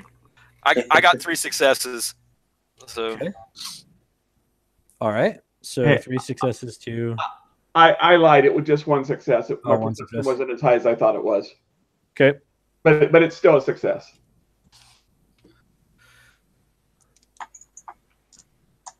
Wow, these guys are terribly. What about you, Sven? Sven, I think you're muted, buddy. I can't hear you. Oh, sorry. Yeah. I rolled a 75, so I got a failure. Okay. So basically, 1 success, a 3 success, and then 2 failures. Okay, well, these guys were, unfortunately, they rolled really badly. It was 81, 81, and 90. Weird that they rolled 2 of the same number on their stealth. So you guys hear something coming up behind you to the point where you're not surprised, and enter the room are 3 zombies. Humanoid in nature. They also have the exposed bone problem where their arms and fingers have exposed bone parts, and their chests and face. Just the bone, not like fleshy tissue. Do they wear clothes, or they? They are wearing clothes. They are wearing clothes that make it look like they were once part of a ship crew. They're wearing jumpsuits essentially that are torn and ragged in places. They're moving at you relatively quickly. However, since it's the start of initiative, as we're now actually doing initiative because these guys didn't surprise you. What did I do with that sheet? I did something with that sheet. Mojave, you wear the jumpsuit much better than they do. You do, in fact, wear the jumpsuit way better than these guys do. As to them, it looks like it's falling off. I guess I'll grab a new pen. Hey, if you go on a diet, you could wear it like they do.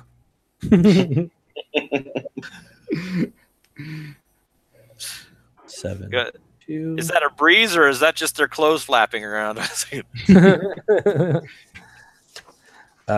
I'm just going to write this out because we actually have combat now. 13, 8, 3, 9, 4, Mo 5. Okay. And then Z1, Z2, Z3. 3. Yeah, there are 3 of them. Okay, so as they come into the room, it becomes, brother, you're the one who gets sacked first. What do you do? Is drawing the katana in action? If you didn't already have it drawn, which I assume that you did, then yeah, you could try to quick draw, which is where you roll your palming and try to quick draw. I'm just going to draw it then. Okay. All right, so you draw. Yeah, Ratchet hands him back the piece of paper and a pencil. Okay. Here, you store it. You store my schematic. It's fine. You said he was drawing, right? Look at there. Oh,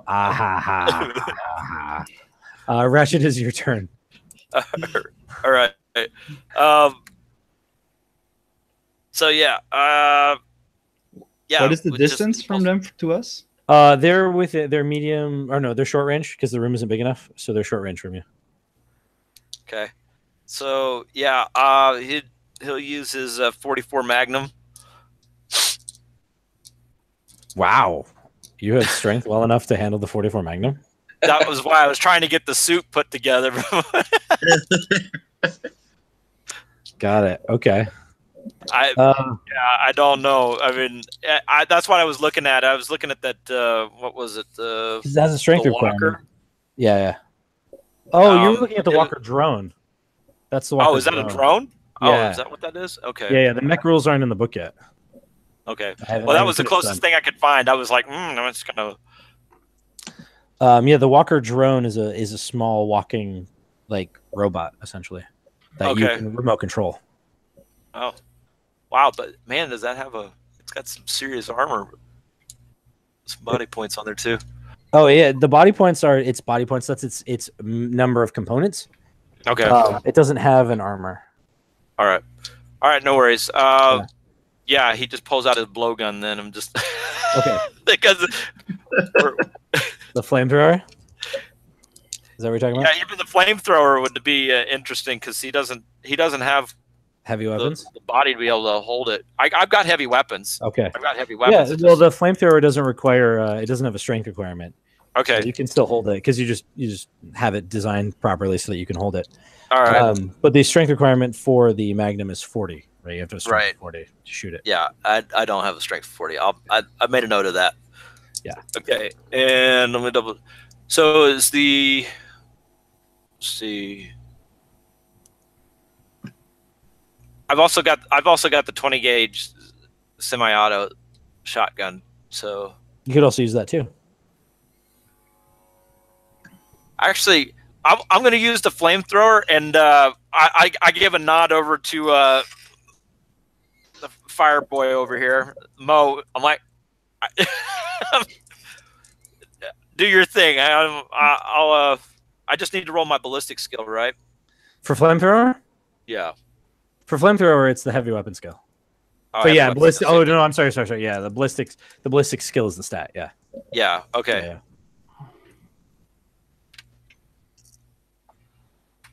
My day for low numbers. Okay, so I got 2 degrees of success. Okay. I got a 35.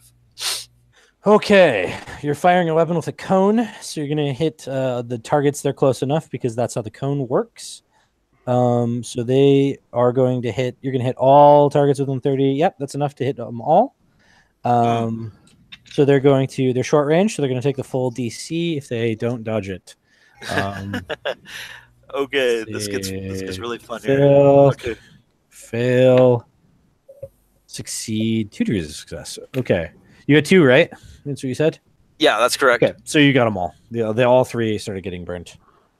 Okay. Yep. So they're taking damage. You're going to roll your damage, which is F. Okay. Yep. 1d10 plus 11. Correct.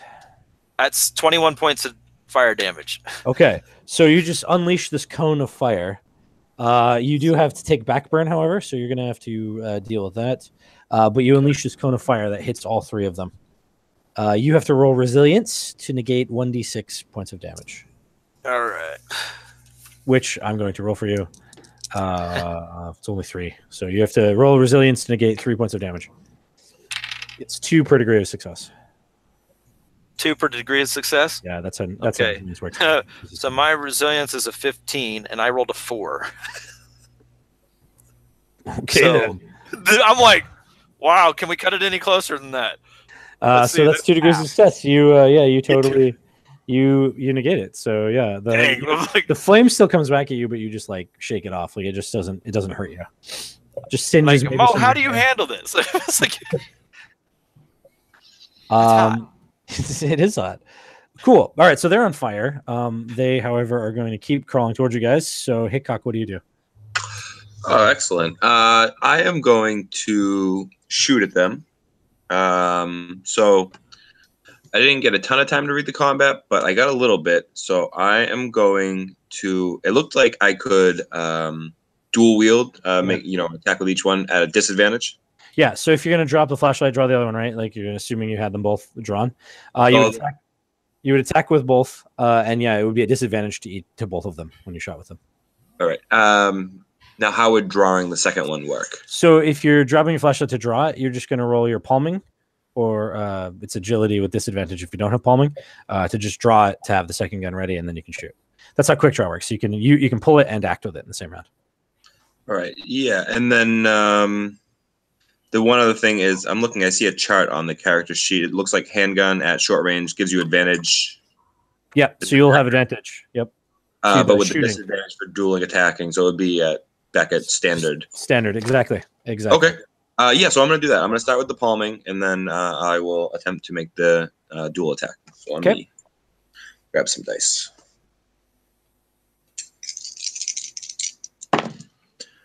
Yeah, so that is a 2 on palming, and I have a 60. So I guess that was successful. That was successful. That was more than successful. I twirled it on the way out. Yeah, and just showboat your way through that, and go ahead and shoot with it. All right. And they have disadvantage because they got attacked. So I got a 56 and a 64, and my stat is. So you're going to be your ballistic skill stat. Or yeah. So they're both just one success each. Okay. And were you shooting at 2 different targets or the same target? No, let's do 2. Yeah. So like plow on the left, plow on the right kind of thing. Yeah. Okay. And they both failed their dodging, so you hit them both. Right. And the damage is, let me see.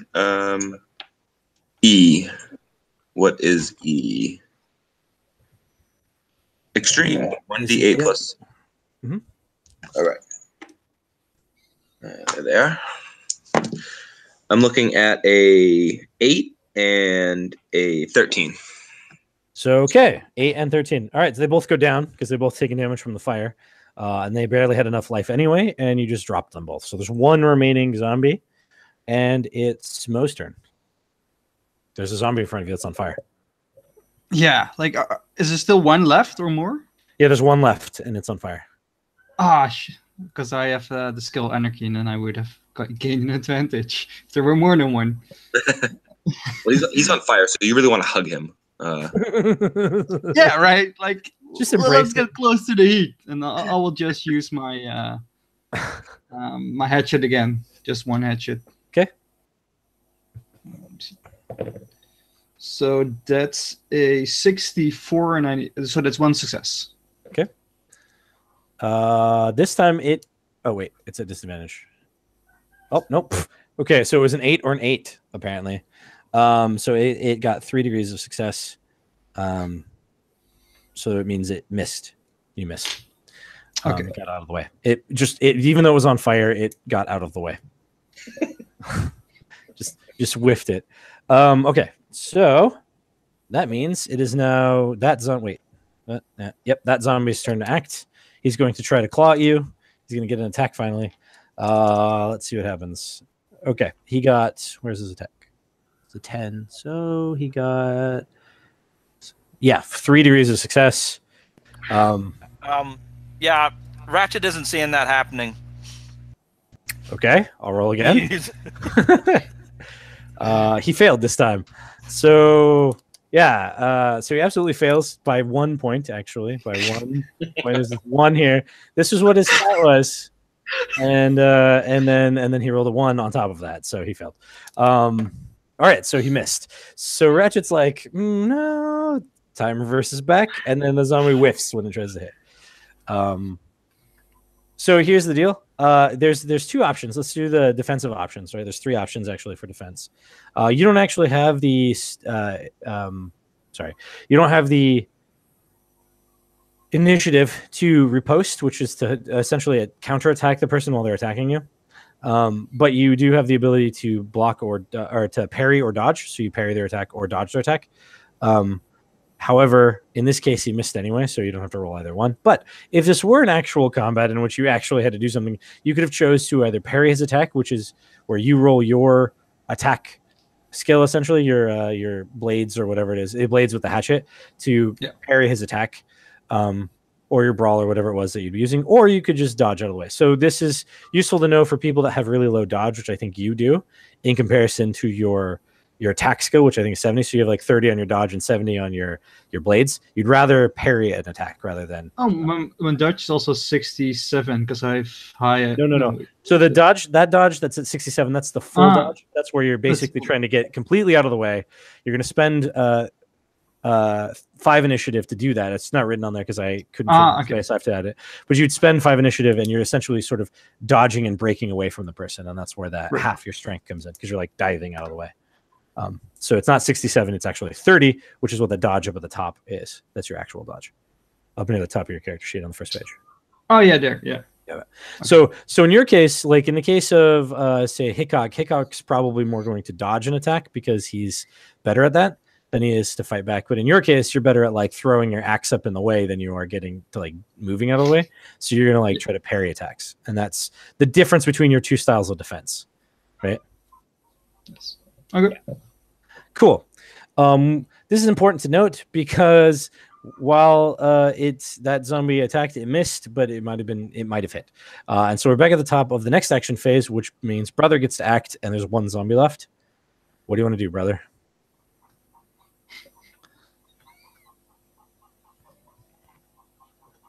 That's you, David. Oh, okay. I'm sorry, it went out. Then I'm gonna move up and hit it with the katana. Okay. Yeah, you can step into the... Well, actually, you don't need to step at all. The katana has reach, so you can attack it from where you are. But if you want to step into it, that's fine, too. That way, in case somebody wants to shoot at it later... You're not in the way.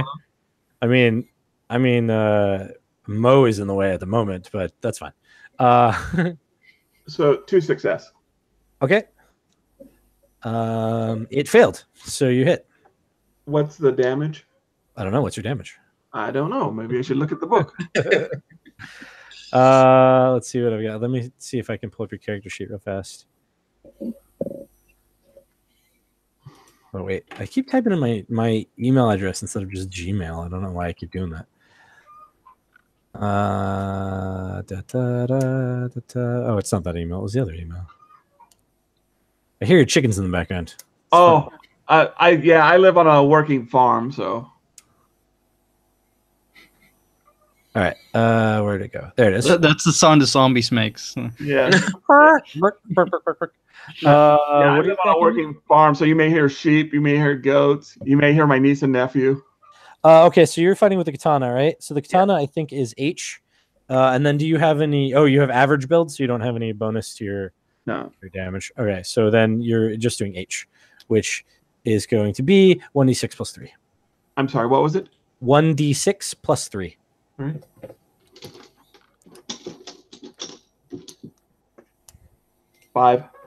5. Cool. That's enough to kill it because, again, it was taking fire damage.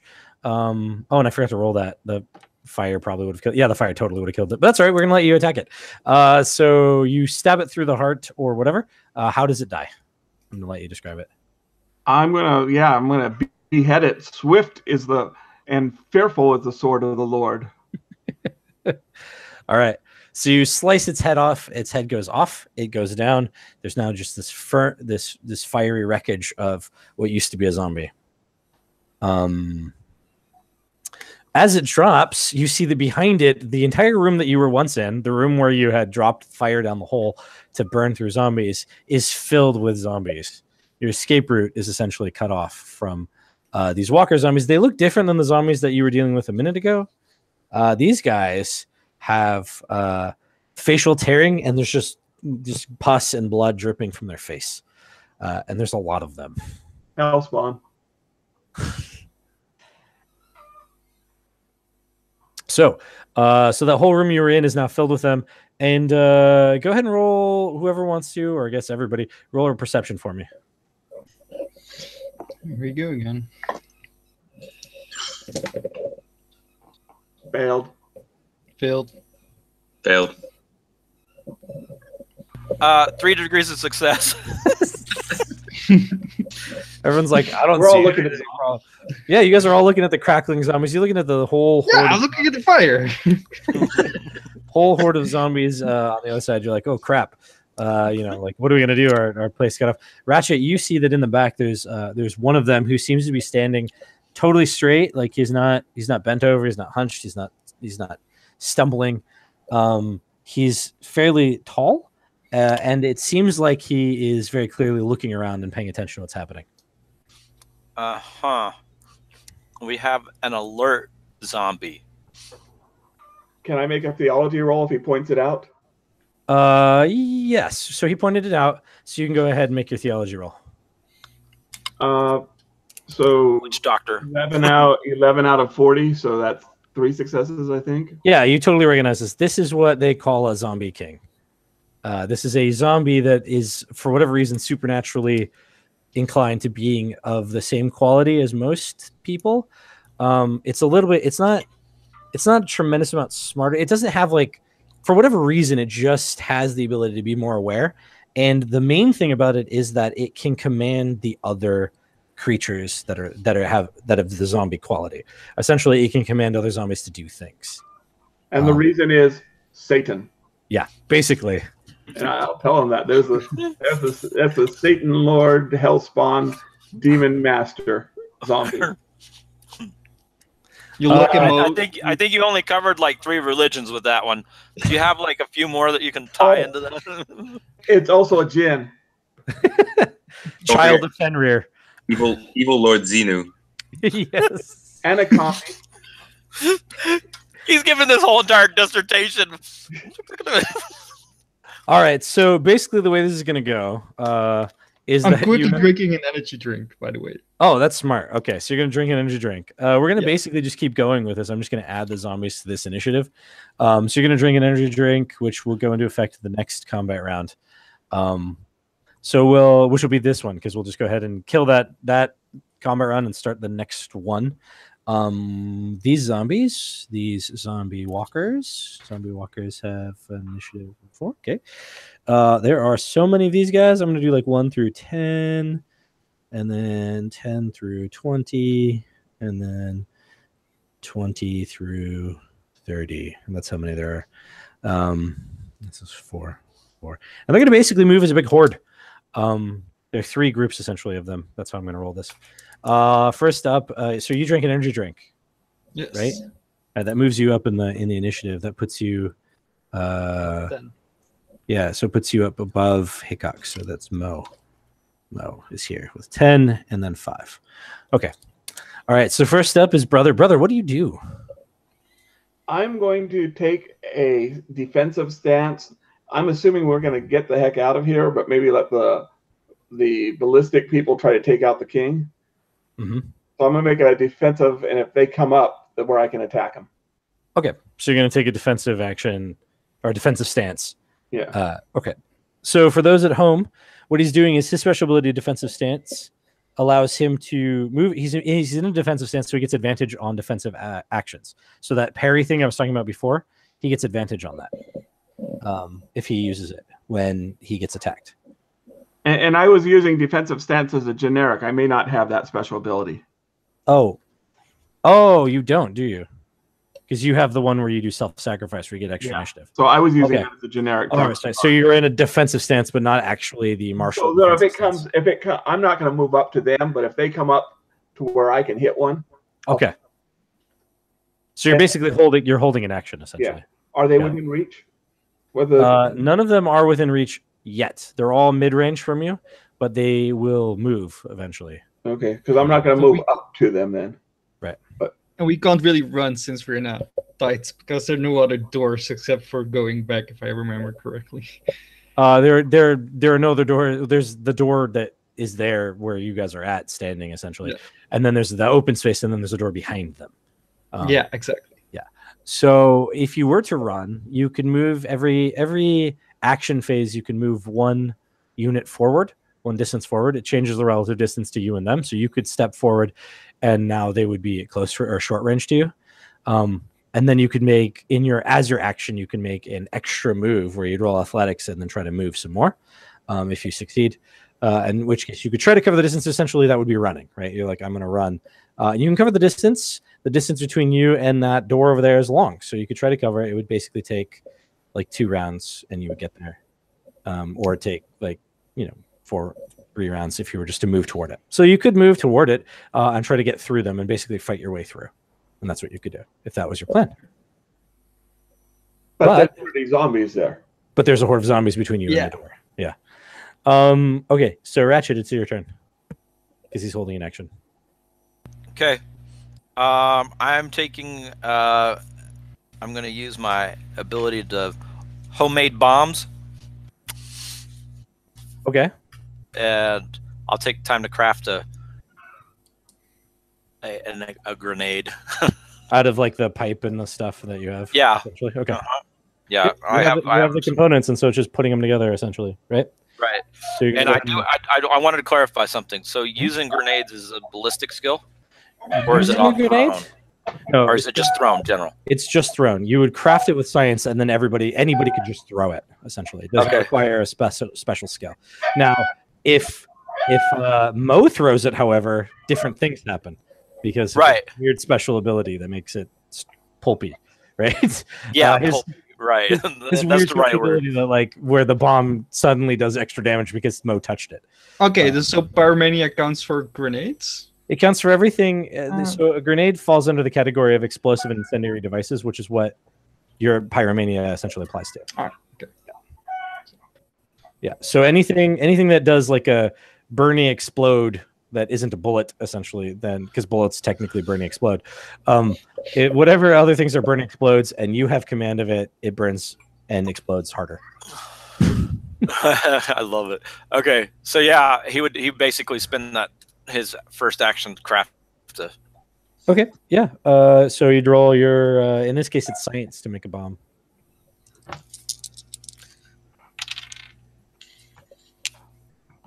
An 8? Unless it's sorry, I'm gonna double check something.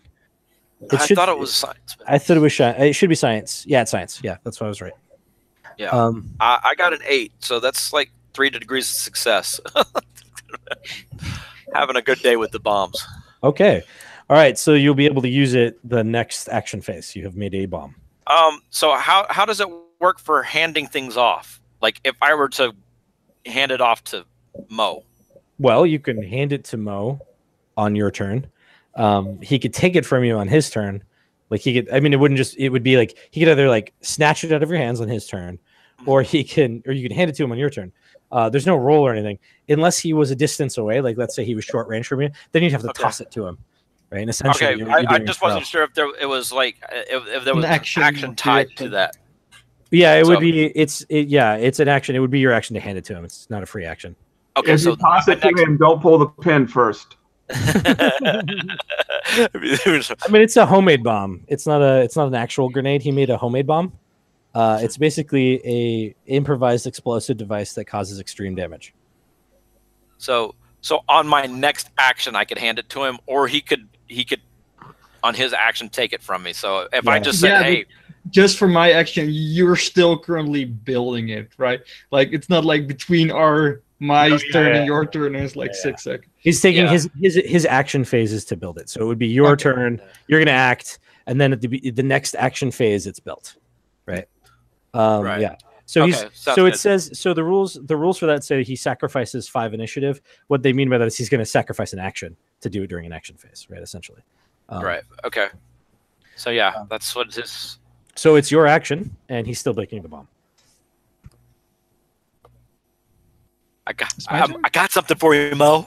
Yeah, Mo, it's your action, but he's making it. Yeah. Yeah, he's making. How far away is this zombie king of us from us? He's on the other end of the room. He's basically by the door that you want to get through. And there's a bunch of zombies between you and him.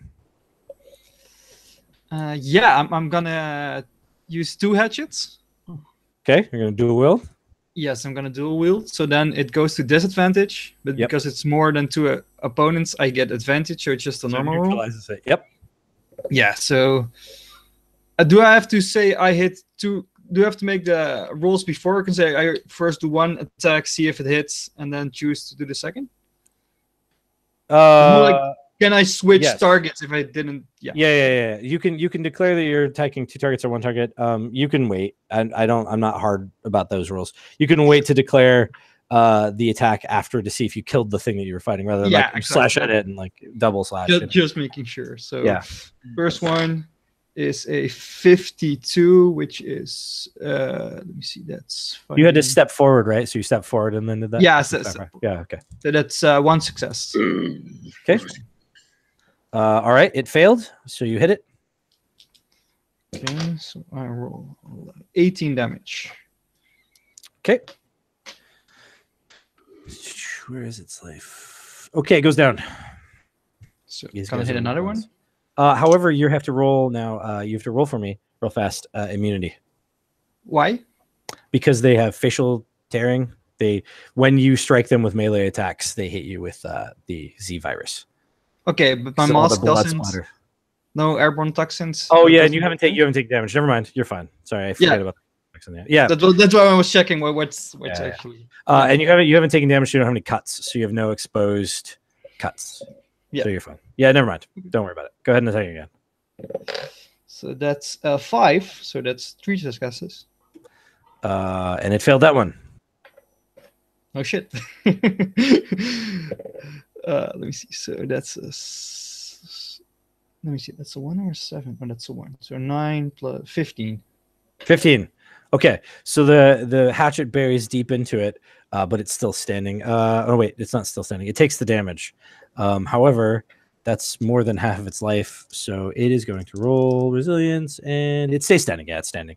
So it's still standing. So the hatchet just buries into its chest, and or wherever you were hitting it. It's half through its body, but it's not all the way through its body. Sure. It's a pretty big hit, though. And part of the reason maybe why it stood is because the hatchet is still buried in it, right? Okay, cool.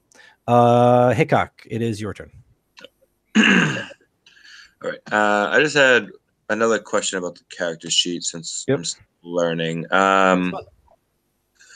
Under the special abilities, I have Hollow Point. Yep. DC +2. Yep. Which is the damage code I'm seeing. Yep. My weapon is rated at damage code E.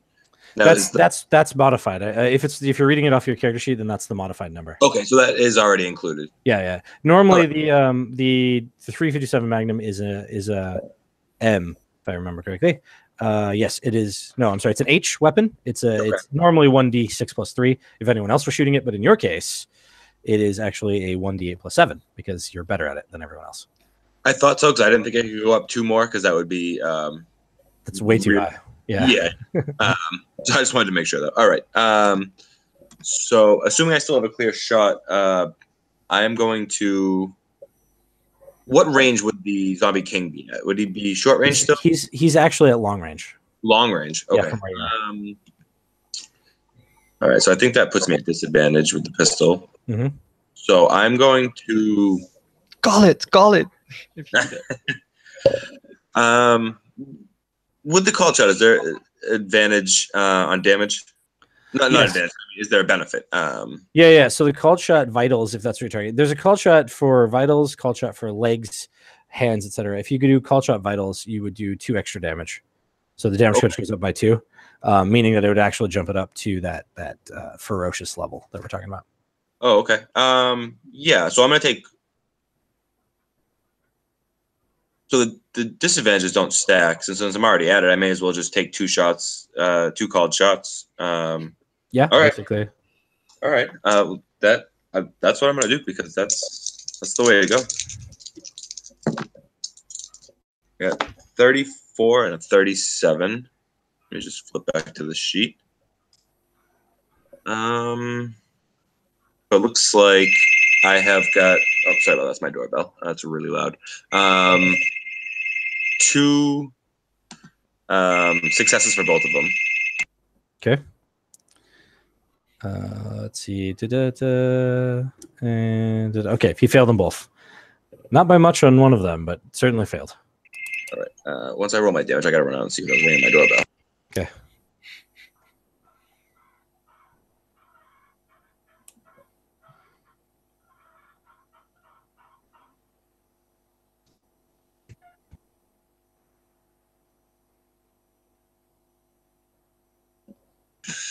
All right, so I got a 17 and a 14 for the 2 damages at the ferocious level, and I will be right back.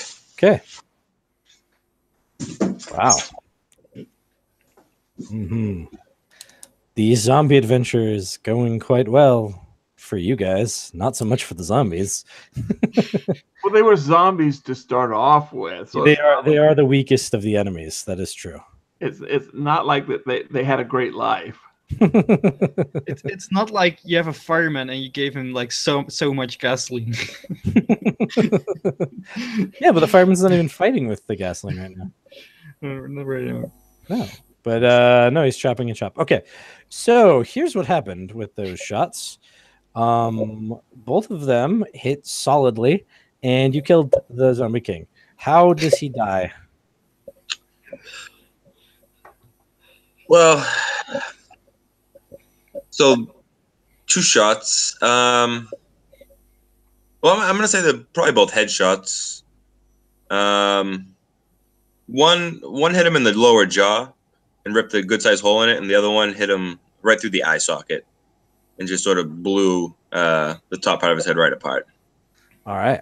So these 2 strikes fly into his face. His head just shatters into pieces, and he drops down. All the other zombies seem to lose track of themselves for a moment. They lost their benefit from their master. And so they are now kind of they're still around, but they're not quite as coordinated anymore. They seem to be more like flies now and just kind of in all directions. Cool. Nice. You killed it. So the zombie king is dead, which means that the zombies are going to get a little bit easier, but not tremendously. There's still a lot of them, but they're a little bit easier to fight now. They're not as good at their job. Okay, so who's first to be attacked? All right, so a group of zombies are going to step forward. They're now short range for most people. Are they shamblers? These guys are not shamblers. Okay, so they're not moving at half speed. They're moving 1 normal speed. Okay, so they're going to move forward. A group of them are going to... Well, I guess they're all going to kind of move forward. However, there are some that are next to Mo, and they're going to attack Mo. Mo? Do I get an attack to defend him since I was holding it, or am I not close enough? You can move forward. He only moved 1, so you could totally step in to defend for him, like step in the way if that's what your intention is. And hold, because you held your action. It's still not the end of the action phase, so you can absolutely do that. Okay. So these guys all move forward. So you're going to step in and try to use your parry against these attacks? Yeah. Okay. You want to take them all on? There's 6 of them. I'm not sure how that changes the game. It doesn't. You just have to make the defense 6 times. Oh, okay. Like 4 times and have him do some. So basically, you're going to split up how many of them are you going to defend against and how many is he going to have to defend against. Okay. And I don't have the defensive special talent. I can still do this? Yeah. Yeah, you can defend against multiple attacks. You just take them at disadvantage for everyone after the first. Okay. So I'll try 6 times because I have faith. Okay. All right. So you're going to have to defend 6 times. Remember, you'll have disadvantage on every one of them after the first. And don't forget you have luck. Yeah, and I also have faith. Doesn't that give me 3 extra luck rolls? It does give you 3 extra luck rolls. Yeah. Okay. So first one was 6 out of 65. So You're parrying, right? Yeah. Yeah. Okay. So then it missed. And then this one. Okay. So what was it? I got 20, and that's at a disadvantage. So is that 2 degrees of success or 1? That would be 2. Okay. Then they missed that one too. 76 on that one, the next one. So that's way off. That's a miss. That's right. They missed too. So we're just missing on both. 88 on the next one. So that's a miss. You got hit. That one didn't happen. I'm re-rolling it. Is that how we're gonna play this game today, huh? All right, still a degree of success. Still hit. All right, so you're going to only take. Oh, I'm dumb. Okay, apparently they've all been trying to bite you and not claw at you because they totally attack twice if they claw. So those three all tried to bite you. You take 6 points of damage. That can be to your armor or to your person. That's up to you. However you want to split that. Me or Mo? You. You're the one that's defending against. You all jumped in front of me. I have no armor. Oh, okay. Well, then you're going to take 6 points of damage. Okay. We have a lot of medkits. No worries. You will also now have to make an immunity roll for me.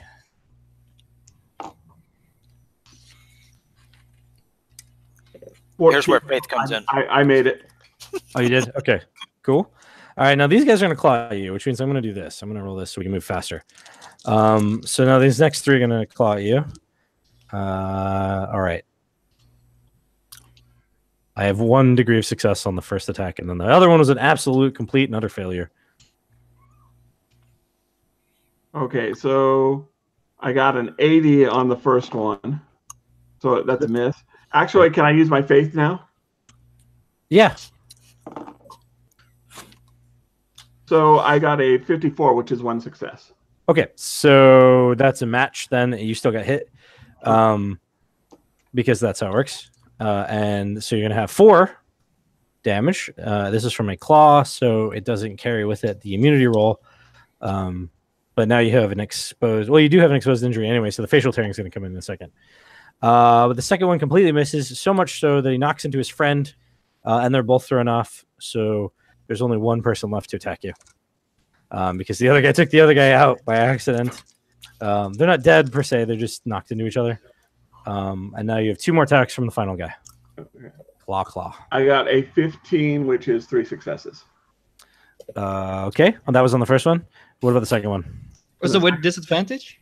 These are disadvantage. Yeah, it would have been a 5 otherwise. And then I've got 1 success on the other one. Okay. Then you got hit with that one too. Okay. This is a claw for 4 damage. Okay. So all told, you took a decent amount of damage just then. I took 14. Yeah. It's a I decent think amount I of can damage. take 17. Okay. So you're down. You have 3 hit points left. That's what we're saying. Yeah.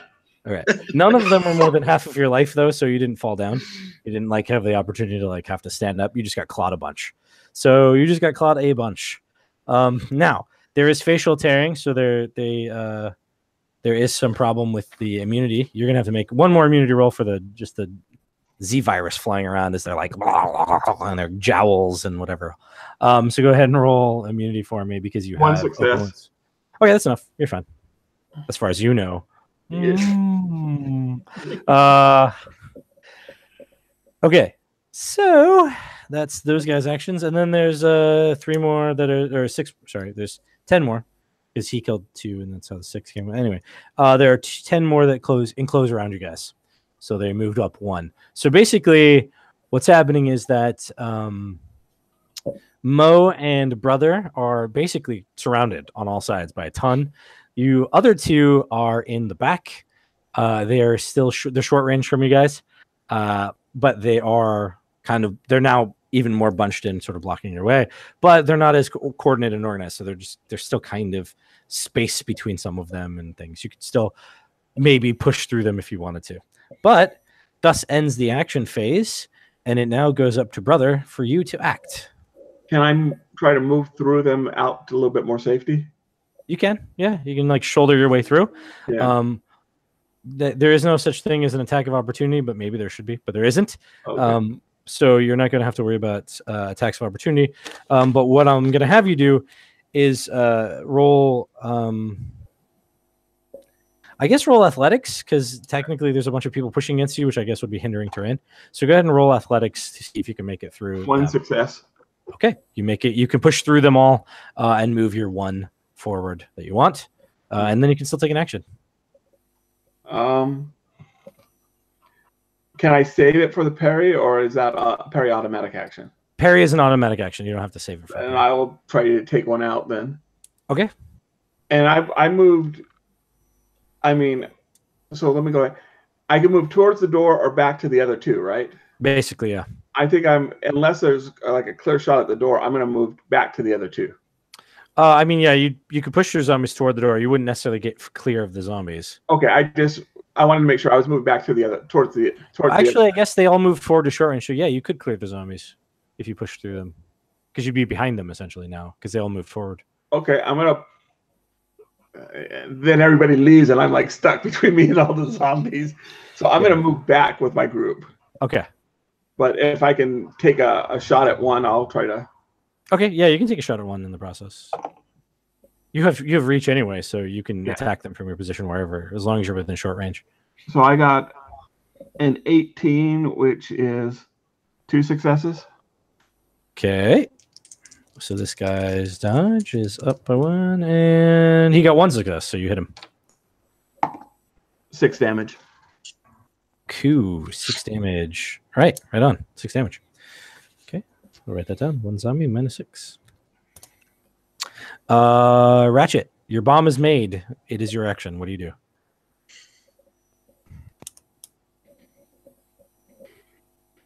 Ratchet, I think you're muted, my friend. I see hand movement. Oh, yeah. There we go.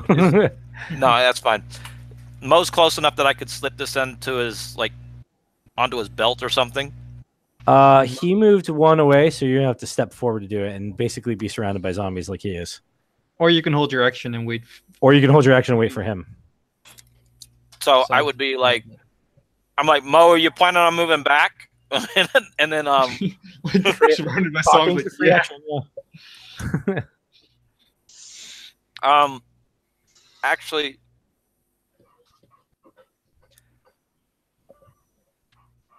so if I'm standing next to Mo and I use the flamethrower, I take the burn, but he has something inherent that it doesn't. His special ability. Oh, up his resistance. Yeah. I mean, he's resilient, but his special ability wouldn't affect you unless, it doesn't transfer like that. He can't just put his hand on your shoulder and somehow magically the stuff goes up. No. I'm asking because the flamethrower, I'd have to deal with backburn. Right. You have to be able to deal with backburn because you're holding the flamethrower. Yeah. So if I'm standing shoulder to shoulder with him, it won't affect him. It's just me. Yeah. Okay. If you were aiming it, if he was within that 30-degree arc in which you were aiming it, then yeah, he'd have to deal with it, even if he was on the edge of it. But if you're intending to back shoulder him and fire away from him, then he doesn't have to worry about it. All right. Well, yeah, I'll step up and I'll shoulder to shoulder with him, so he's close enough. He could just pull the grenade off. Got it. And throw it, and I'm just gonna flame throw the 30-degree arc of burn. All right, so firstly, before you roll your attack, just to find out how many you're going to hit, roll a 1d10 for me. 6. That's how many you're going to hit with your arc. Okay, now go ahead and do your attack.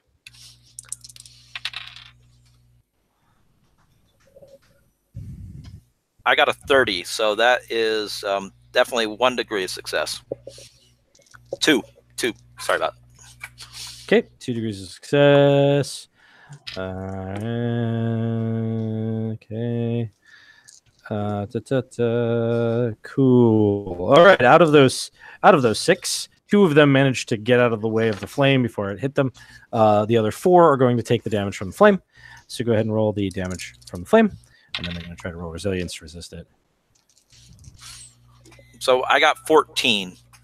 14. Okay. Let's see. So that's that. That's that. 1 degree failure. 1 degree failure. All right, that was it. Okay. So, okay. So 2 of them die. 2 of them don't die, but they're on fire. And then 2 of them escaped. So that's how it went down. So 2 of them are now dead. Okay. They just ignited. They're zombies. They're already dead. They are now more dead. They're more dead. Okay, cool. So you killed 2 flat out. Now you're going to have to roll your back burn. So you're going to have to resist the damage. So roll your resilience.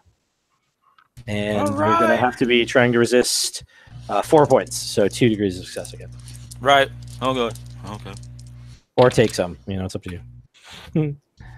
I got a 14. I resisted. Nice. I'll take 2. Wait, you got 2 degrees of success? Is that what you said? No. I got a 14. My resilience. Oh, right. It was 15. Right. Okay, so you take 2 fire damage. Again, that can be to your armor or to you. I'll take it in the armor. Of course. Just remember that your armor is now 2 less than it was. Right. Yep. Okay. All right. Mo, it is now your action. The guy behind you with a flamethrower, and he has a grenade on his belt that he's intending for you to take. So I'm grabbing his grenade. Is that my whole action? Yeah. So this is where it gets a little funky because you can try to retrieve it, and if you're retrieving it, which is what you're doing, you can try to roll quick draw and then throw it in the same action. Okay. So what's quick draw? Yeah. It's going to be palming. It's a skill palming. It's basically your agility. If you don't have palming, then it's going to be agility at disadvantage. What if it fails in this case? No, it's not. You're not going to drop it or anything. You just wouldn't be able to use it in the same action. Sure. You're still going to be able to grab the thing and be fine. Just be sure, because I have a 15 I have to beat for disadvantage. What if he rolls 100? If he rolls 100, then we have a different story happening. 1 failure. Just failure. 71. Okay, not 100. Now, if he tried a luck reroll and then he still rolled 100, then it goes off in his hand essentially. Yeah, like I'm not gonna do luck if I have under a 15 with disadvantage. Yeah. So so you just fail. Yeah. So you still grab it. It's just you can't throw it in this round. That's your action is grabbing it. Yeah, I want to move out of the zombies to the other. So you're backing up. Yeah, because I don't want to be near the grenade when I throw it. Okay. That means you're gonna leave Ratchet by himself, surrounded by zombies. Whee! Okay. Hickok, it's your action. All right, and Do you I said have to roll athletics this time? No. So I thought that when the roll of athletics, I thought he was pushing forward through the zombies. No, I guess. Yeah, well, he didn't have to roll it to step up to you. So I guess I was assuming there was a spot behind you guys to move backwards. But I thought he was moving forward through the zombies, and that's why he had to roll athletics. Sure. But if you're just going to back up, then that's it. They're going to close in on you this next time they get to move forward. And then you're going to have to roll athletics for any type of movement you do. But right now you can back up. Yeah. Okay. Hickok? All right. I am going to... so the only one left surrounded is Ratchet right now. Yeah, Ratchet is not. He stepped into being surrounded. Sure. Our little tiny mechanic hero. I am going to take 2 shots, but it's at short range. I just don't know if I should call the shots or not. They're already at disadvantage if you're using 2 guns. So no, because I'm at short range, so I start with advantage. So he gets advantage. So it negates that. So he could just right now it's neutralized unless I do a called shot for the vital. But I think I'm going to go for it. I had some luck last time, so let's see if I can do it again. So you're going to called shot them? Yeah. So it's at disadvantage. So let's see. 60 is that. So it's a regular success and. Whoa, I'm losing dice. They're all falling off my table. I was like, wait, what am I doing? All right. Oh, just automatic fails. So they're both just 1 success. Okay. That's zombie coordination for you right there. They can't hold on to the dice. So 1 success. They got a failure and a success. So they both got hit. Okay, and the called shot brings it up 2 damage codes, correct? Correct. All right, so here's the damage for those. Oh, wow. Okay, so I got a 21 for one of them. Okay. And the other one is 18. Okay, so they both die. Both of these guys die. How do they die? Just two headshots. Just pretty standard cinematic. Back of the head blows out. They fall down. Yeah. Blood splatter all over the place.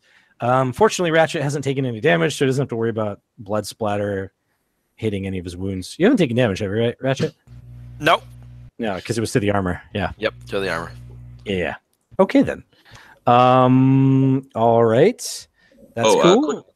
Quick thought. I took damage when I fell. Would that count as open wounds or no? Is that more like a that's more like a bumps and blunt. bruise? Yeah. Okay. That's not an open wound. No, you didn't get a cut or anything on your head. No, but Yeah. You're fine. Okay, so these zombies don't have enough initiative to act. So brother gets to act. Brother, what do you do? Can I move back so they can't surround me and still attack with the reach? You're already you're short range. If you back up from them again, you'll be too far to hit them. Yeah. Okay, I'm gonna back up though, just because I'm so wounded. Okay. Moving towards Hitchcock and. Yeah, you you're can hit first and move after, right? You could do that too. Yeah. Okay, I'll do it that way then. One success. One success for the zombie, so you hit him. 4 points. 4. Okay, cool. Whacked on him for 4. And then fall back. Oh, what? This was 6. I'm gonna go ahead and say that you hit the one randomly that was already damaged, so he's now to 10. Okay, and then you're gonna fall back. Okay. Cool beans. So you fell back. You're now away from everybody, and that's probably smart. Ratchet, you now get to act for this action phase. What do you do? More fire. Okay. Can it? Okay, so can I pivot the arc then? Okay. And yeah, you can pivot the arc. Cover a different section. Okay. Roll your 1d10 to find out how many you're aiming at. Wow. 10. Okay. Wow, that's 10 of them that you're aiming at. Dang. Okay, they're clustered. They are. This group is clustered for sure. And I got a 6. Man, that is so close to critical. So that's 3 degrees of success. Okay, well, I'm probably not going to roll that, but I'm rolling anyway. So far, I have not reached 3 degrees of success. Oh, I did on that one. So one of them survives. So one of them misses the others. It's the same, right? And the attacker wins. If it's 3. Yeah, it's attack. Oh, yeah, 3 degrees. You're right. So I didn't roll critical on any of them. Correct. So none of them get out of the way. All 10 of them are going to get burned. And we have 19 damage. Fire. Okay. All right. Let's see if any of them negate any of it enough to stay alive. Okay. Oh, yeah. Okay. And then 2 more. All right. So 2 of them managed to not get completely burned up in the flame, but the rest of them do. So 8 of them die. 8 of them are just like you got one that dodged. No, so none of them. None of them dodged. Yeah, okay. None of them dodged. So all 10 of them just tried to roll resilience to negate the damage. 2 of them did so enough to not all of it, right? They can only negate 6 or sorry 8 total. So 2 of them negated enough to not be dead. The rest of them died. Okay, so we're just waiting for the press of zombies. Then is essentially what it's coming down to. Well, you just killed off 8 of them, so that only leaves 20 left. So you are going to have to deal with the press. But there are still those ones that are alive that you've left alive are burning. So at the end of this combat round, start of the next one, they're going to take more damage, which more than likely will kill some. We have to find out because they're on fire. And I'm like Mo, throw the daggum grenade. You're still standing in the middle of them. Yeah. No, I'm not in the middle anymore. So then you backed up after your attack, right? Yeah. Okay. Quick question. Could Yeah. the zombies take a full dodge? Or wouldn't that? Yes, but that requires that the game master be a dick and make them and allow them to take full dodge. Sure. Right?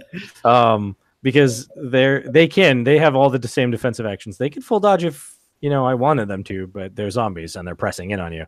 They're not going to be dodging out of the way. What are you kidding? That requires higher brain thoughts, and you killed their brain thoughty guy. Having cerebral issues now. All right, so I'm mental on assuming me here. that your pivot was just a pivot and it wasn't a move, and then you're going to just, because that's just a call, that's just retargeting, which is a free action to change your target. Right. I would just. Yeah, I figured he would. Yeah, he just pivots, fires, and then backs back up. Yeah, he's burning as he's backing up. Yeah. So go ahead and try to negate your back burn for me, which is 5 points you'll have to negate. Oh gosh. I got an 8. Oh, that's so close. Almost had 2 degrees of success. That was 1 degree. So I'll take another 2 points of damage. Well, it's only 2 per. So if it's 1 degree of success, you're gonna take 3 points of damage. Oh, okay, yeah. Okay, so all right. Okay. So you're starting to burn it. Wait, was that to your armor again? Yeah, to the armor. Where's your armor at? I picked up the Damascus body armor. So you still have a decent amount of armor. It's just melting. Yeah, it's that what was that movie? Dang it. The big circular droid has the big that's what it looks like in this one. Cool. All right, so you're that's on fire. They're on fire, and backed out. Backing up. Okay. Yeah. It is now, brother. You have another action before the end of this combat round. And I'm out of their range. You are out of their range for right now. Am I back even with the rest of the group, or you're actually, based on the way that I've described before, you're actually behind the rest of the group. Then I'm just gonna maybe move a little bit closer towards them, but other than that, just hold. Have I been skipped? No, you don't have. You did your 2 actions, and then there's still more action phases, right? So these guys had more action phases left. Gotcha. So yeah, because he was 17, 12, 7, and 2. You were 10 and 5. Right? Yeah, I thought when the first one got to 0, it was reset. So, but we go. Yeah, okay, gotcha. You keep going once. So when he gets to 0, essentially, then it gets reset. So do I have like 2 actions? If I do, can I heal myself? You have an action, so you can move. That's just movement. Movement doesn't count as an action. And then because that's just movement, you have movement and actions. And then you could try to heal yourself. That's fine. Okay. You want to do that? So 1 success. Okay. So you do 1 success. So you're going to roll 1d4 to find out how much patching you do, and then you'll have to spend 1 component piece. Okay. You do 3, so you healed yourself 3, and you will spend 1 component piece. Now that doesn't have to be from your inventory; it can be from your medkit inventory, right? But it just needs to be taken out of your inventory. Yep. Medkit. Mm-hmm. Cool. All right, now the combat round resets. Because if it reset when the person with the lowest ended their actions, then you would only have 1 action phase because the zombies only got to act once. Anyway, so now it resets. Now the zombies that are on fire have to take damage, and I think there are 3 of them, if I remember correctly. Wait, is this round 2? This is now round 2. Oh, okay, because I was counting them for my energy drink, so I'm only at 2 right now. Yeah. So now we're at round 2. So you have, I think, 3 more beyond this one before it 10 total rounds. Oh, 10 total rounds. Wow, I got to reset that. Yeah. That's a bit high. Yeah. Okay, so fine. All 3 of the zombies that were on fire burn up in a smoky ash heap and fall down.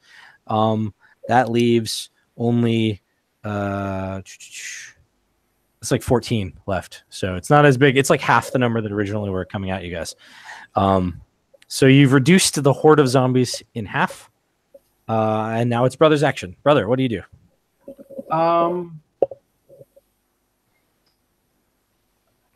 So am I in short range from them, or? Yes, because you moved. I could attack one and still stay short range. Mm-hmm. Okay, I will do that.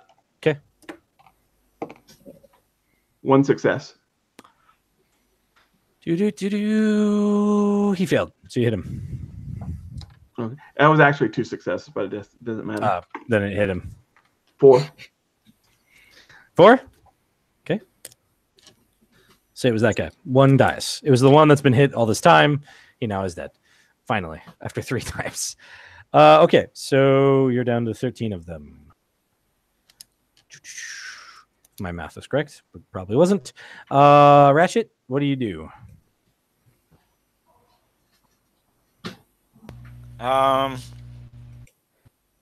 You're with your crew. There's zombies in front of you. And Mo's already used the 1 grenade. He hasn't used the grenade yet. Oh, he hasn't. Mm. I'm gonna take my action and actually make a second one. Okay. Oh. Cool. Roll your crafting. By the way, when you made that last one, you had to remove component pieces. You remember that, right? Yep. Okay. 28. So let's see. 1, 2. 2 degrees of success. So That's fine. You just needed 1 to craft it. Okay, so you craft it, and then you're going to remove the component pieces from your inventory, which is 4 CP, right? Right. And you have another bomb, but you're going to be taking the rest of this extra phase to make it. Mo, it is your action. Okay. So yeah, how does this grenade work? You are going to roll throw, which is based on your agility. It can go up to short range with, you're just going to throw it at short range. It does have disadvantage. I really got to work that out. Okay, just negate the disadvantage for now. You're going to throw this thing. When it lands, the agility is to determine where it lands. So you're going to decide whether it's kind of in a space that's away from you guys or whatever. And then it will go off. The explosion will have a short radius because that's how much damage. So you guys are going to have to back up to not take damage from it when you throw it. Otherwise, you're going to all have to negate it, but it'll be half of the damage because the radius or whatever. Because it's you guys, because you're the heroes. But anyway, the bomb will go off and it'll kill whatever. It'll hit whatever is in that radius. They'll have to try to get out of the way by doing full dodges, which in this case, they won't. And it will do the damage to them. Sure. And that's how it goes. Does my anarchist work for this? It does not. It does not. Okay. No. Because the anarchist is when you're doing like melee attacks and stuff against things, ballistic attacks. It's not for throwing. Throwing is a different monster entirely. Okay, sure. So I'm just gonna roll for the bomb. It was agility, right? Yeah. Wait, agility? Yes. Oh, boys, guys, my agility is 15. Maybe I should throw this grenade. Roll it on the floor. Yeah, I was gonna say. So the deal is the whole idea is it's just whether or not you were accurate in throwing it where you want it to. It will land and it will go off either way. In this case, being that it's a horde of zombies, you're more likely to hit. You're going to hit them either way. It's just a question of whether or not it was closer to you or farther away from you or wherever you were trying to throw it. Are all of they on short distance, or some of them on the? They're all short distance from you. All short distance. Yeah. Yeah. Then I'm just gonna roll. So I'm gonna use a luck. Okay. That's not much better. That's a 60. And I had it to 15, so that's a fail. Okay, so what we're saying is you toss it at them or roll it on the floor. Oh, you threw it all again. Stupid deja vu. It's worse. It's 97. Wait, nice to go, deja. So this is where deja vu worked for me. Okay, so now it's even closer. I'm dead serious, man. I got like 8 of these. I could just milk it, but no, I won't. I want to see what happens. Yeah. Okay, so it goes off. So the damage of it is was already extreme, right? Of is I think it's extreme. It was already extreme. No, it's devastating. It's grenade, right? No. This is his homemade explosive. It's a homemade bomb. It's not a grenade. It's a homemade bomb. It does extreme damage, and so you push it up 3. Right? Yep. So it is 1, 2, 3. Yep, it's ruinous. Yep. So you're gonna roll 2d10 plus 11, and that's how much damage is gonna go off. And everybody's gonna have to try to either take that or get out of the way of that. It'll be a fun day. I'm gonna try to get out of there. Yeah. All right, so go ahead and roll that damage. 26. 26. Okay, then. All right, guys. So here's where the fun's gonna happen. How many people are gonna try to get out of the way? How many people are gonna try to take it? I assume everyone's getting out of the way. Yeah, I'm gonna dodge. Okay, so we're all dodging, right? Now, what's the difference here? Because my dodge is like really bad. You can't parry the explosion. That's the thing. You're gonna have to. So if you're full dodging, right, you're essentially going to sacrifice 5 initiative to get out of the damn way. I'm going full dodge. Yeah. Okay. So can I do the regular dodge, not the full dodge? Is that an option? You can regular dodge. Yeah, you don't have to full dodge. Because my strength doesn't add that much. It's not worth it for me. Right. So yes. So full dodge, it's an option. It's not a requirement. Right. So you can just normal dodge, but if you wanted to full dodge because your dodge. Yeah, my normal dodge is really bad. Yeah. Okay. So every one of you guys roll your dodge/full dodge to get out of the way of this explosion, or else you're going to take 26 damage. And that's you just need a success on that, right? Or do you do degrees on that? Well, so in this case, it's just going to be a success because he failed technically, and so it really just requires a success to get out of the way of his explosion. One success because of the full dodge. I got Or one else I success. wouldn't. Okay. So my dodge is 50. I rolled a 50. That's success. Yeah, that's success. Yeah. So everybody succeeded, all right? All right. So everyone got out of the way of the explosion, fortunately. I'm so glad that I picked that advantage that gave me a +5 to my dodge because last night I was going, do I really need it? Yes. The answer was yes. Yes, apparently you did. Okay, I think that pretty much cleared the room here because I'm rolling, and so far none of them have got a success. Oh, that guy got a success. And the children of Israel escaped the fiery But furnace. he needs 2. Oh no, 1 success. Yeah, right. Yeah, only one. It's 2. Okay, so 2 of them look like, and this is the last roll here. All right, so 3 of them. 3 of them managed to get out. Oh, wait, 4. 4 of them managed to get out of the explosion's blast. The rest of them are dead. So the explosion goes off. Body parts there's just a mist of zombie gore in all directions. None of you have to worry about immunity rolls. Don't worry about it. Anyway, zombie gore all over the place. There are 4 zombies that seem to have, whatever reason, got out of the way. But They backed out the door. they I don't know. They tripped over themselves and fell down or whatever. Just pure luck. Very Jar Jar Binksy style of getting out of the way. And they To be honest here, we probably blown up our gasoline because there's no way we were still carrying that. Oh shit! I didn't think of the gasoline. All right. So here's what's gonna happen. Ratchet's probably wearing it like some sort of gypsy mobile. Right, he's fine. The one that was just sitting on the floor, right? That Mo set down. I'm gonna roll this luck roll. 50 is the target number I'm going to give you guys. If it's above that, it ignited. If it's below that, it did not. It is 49.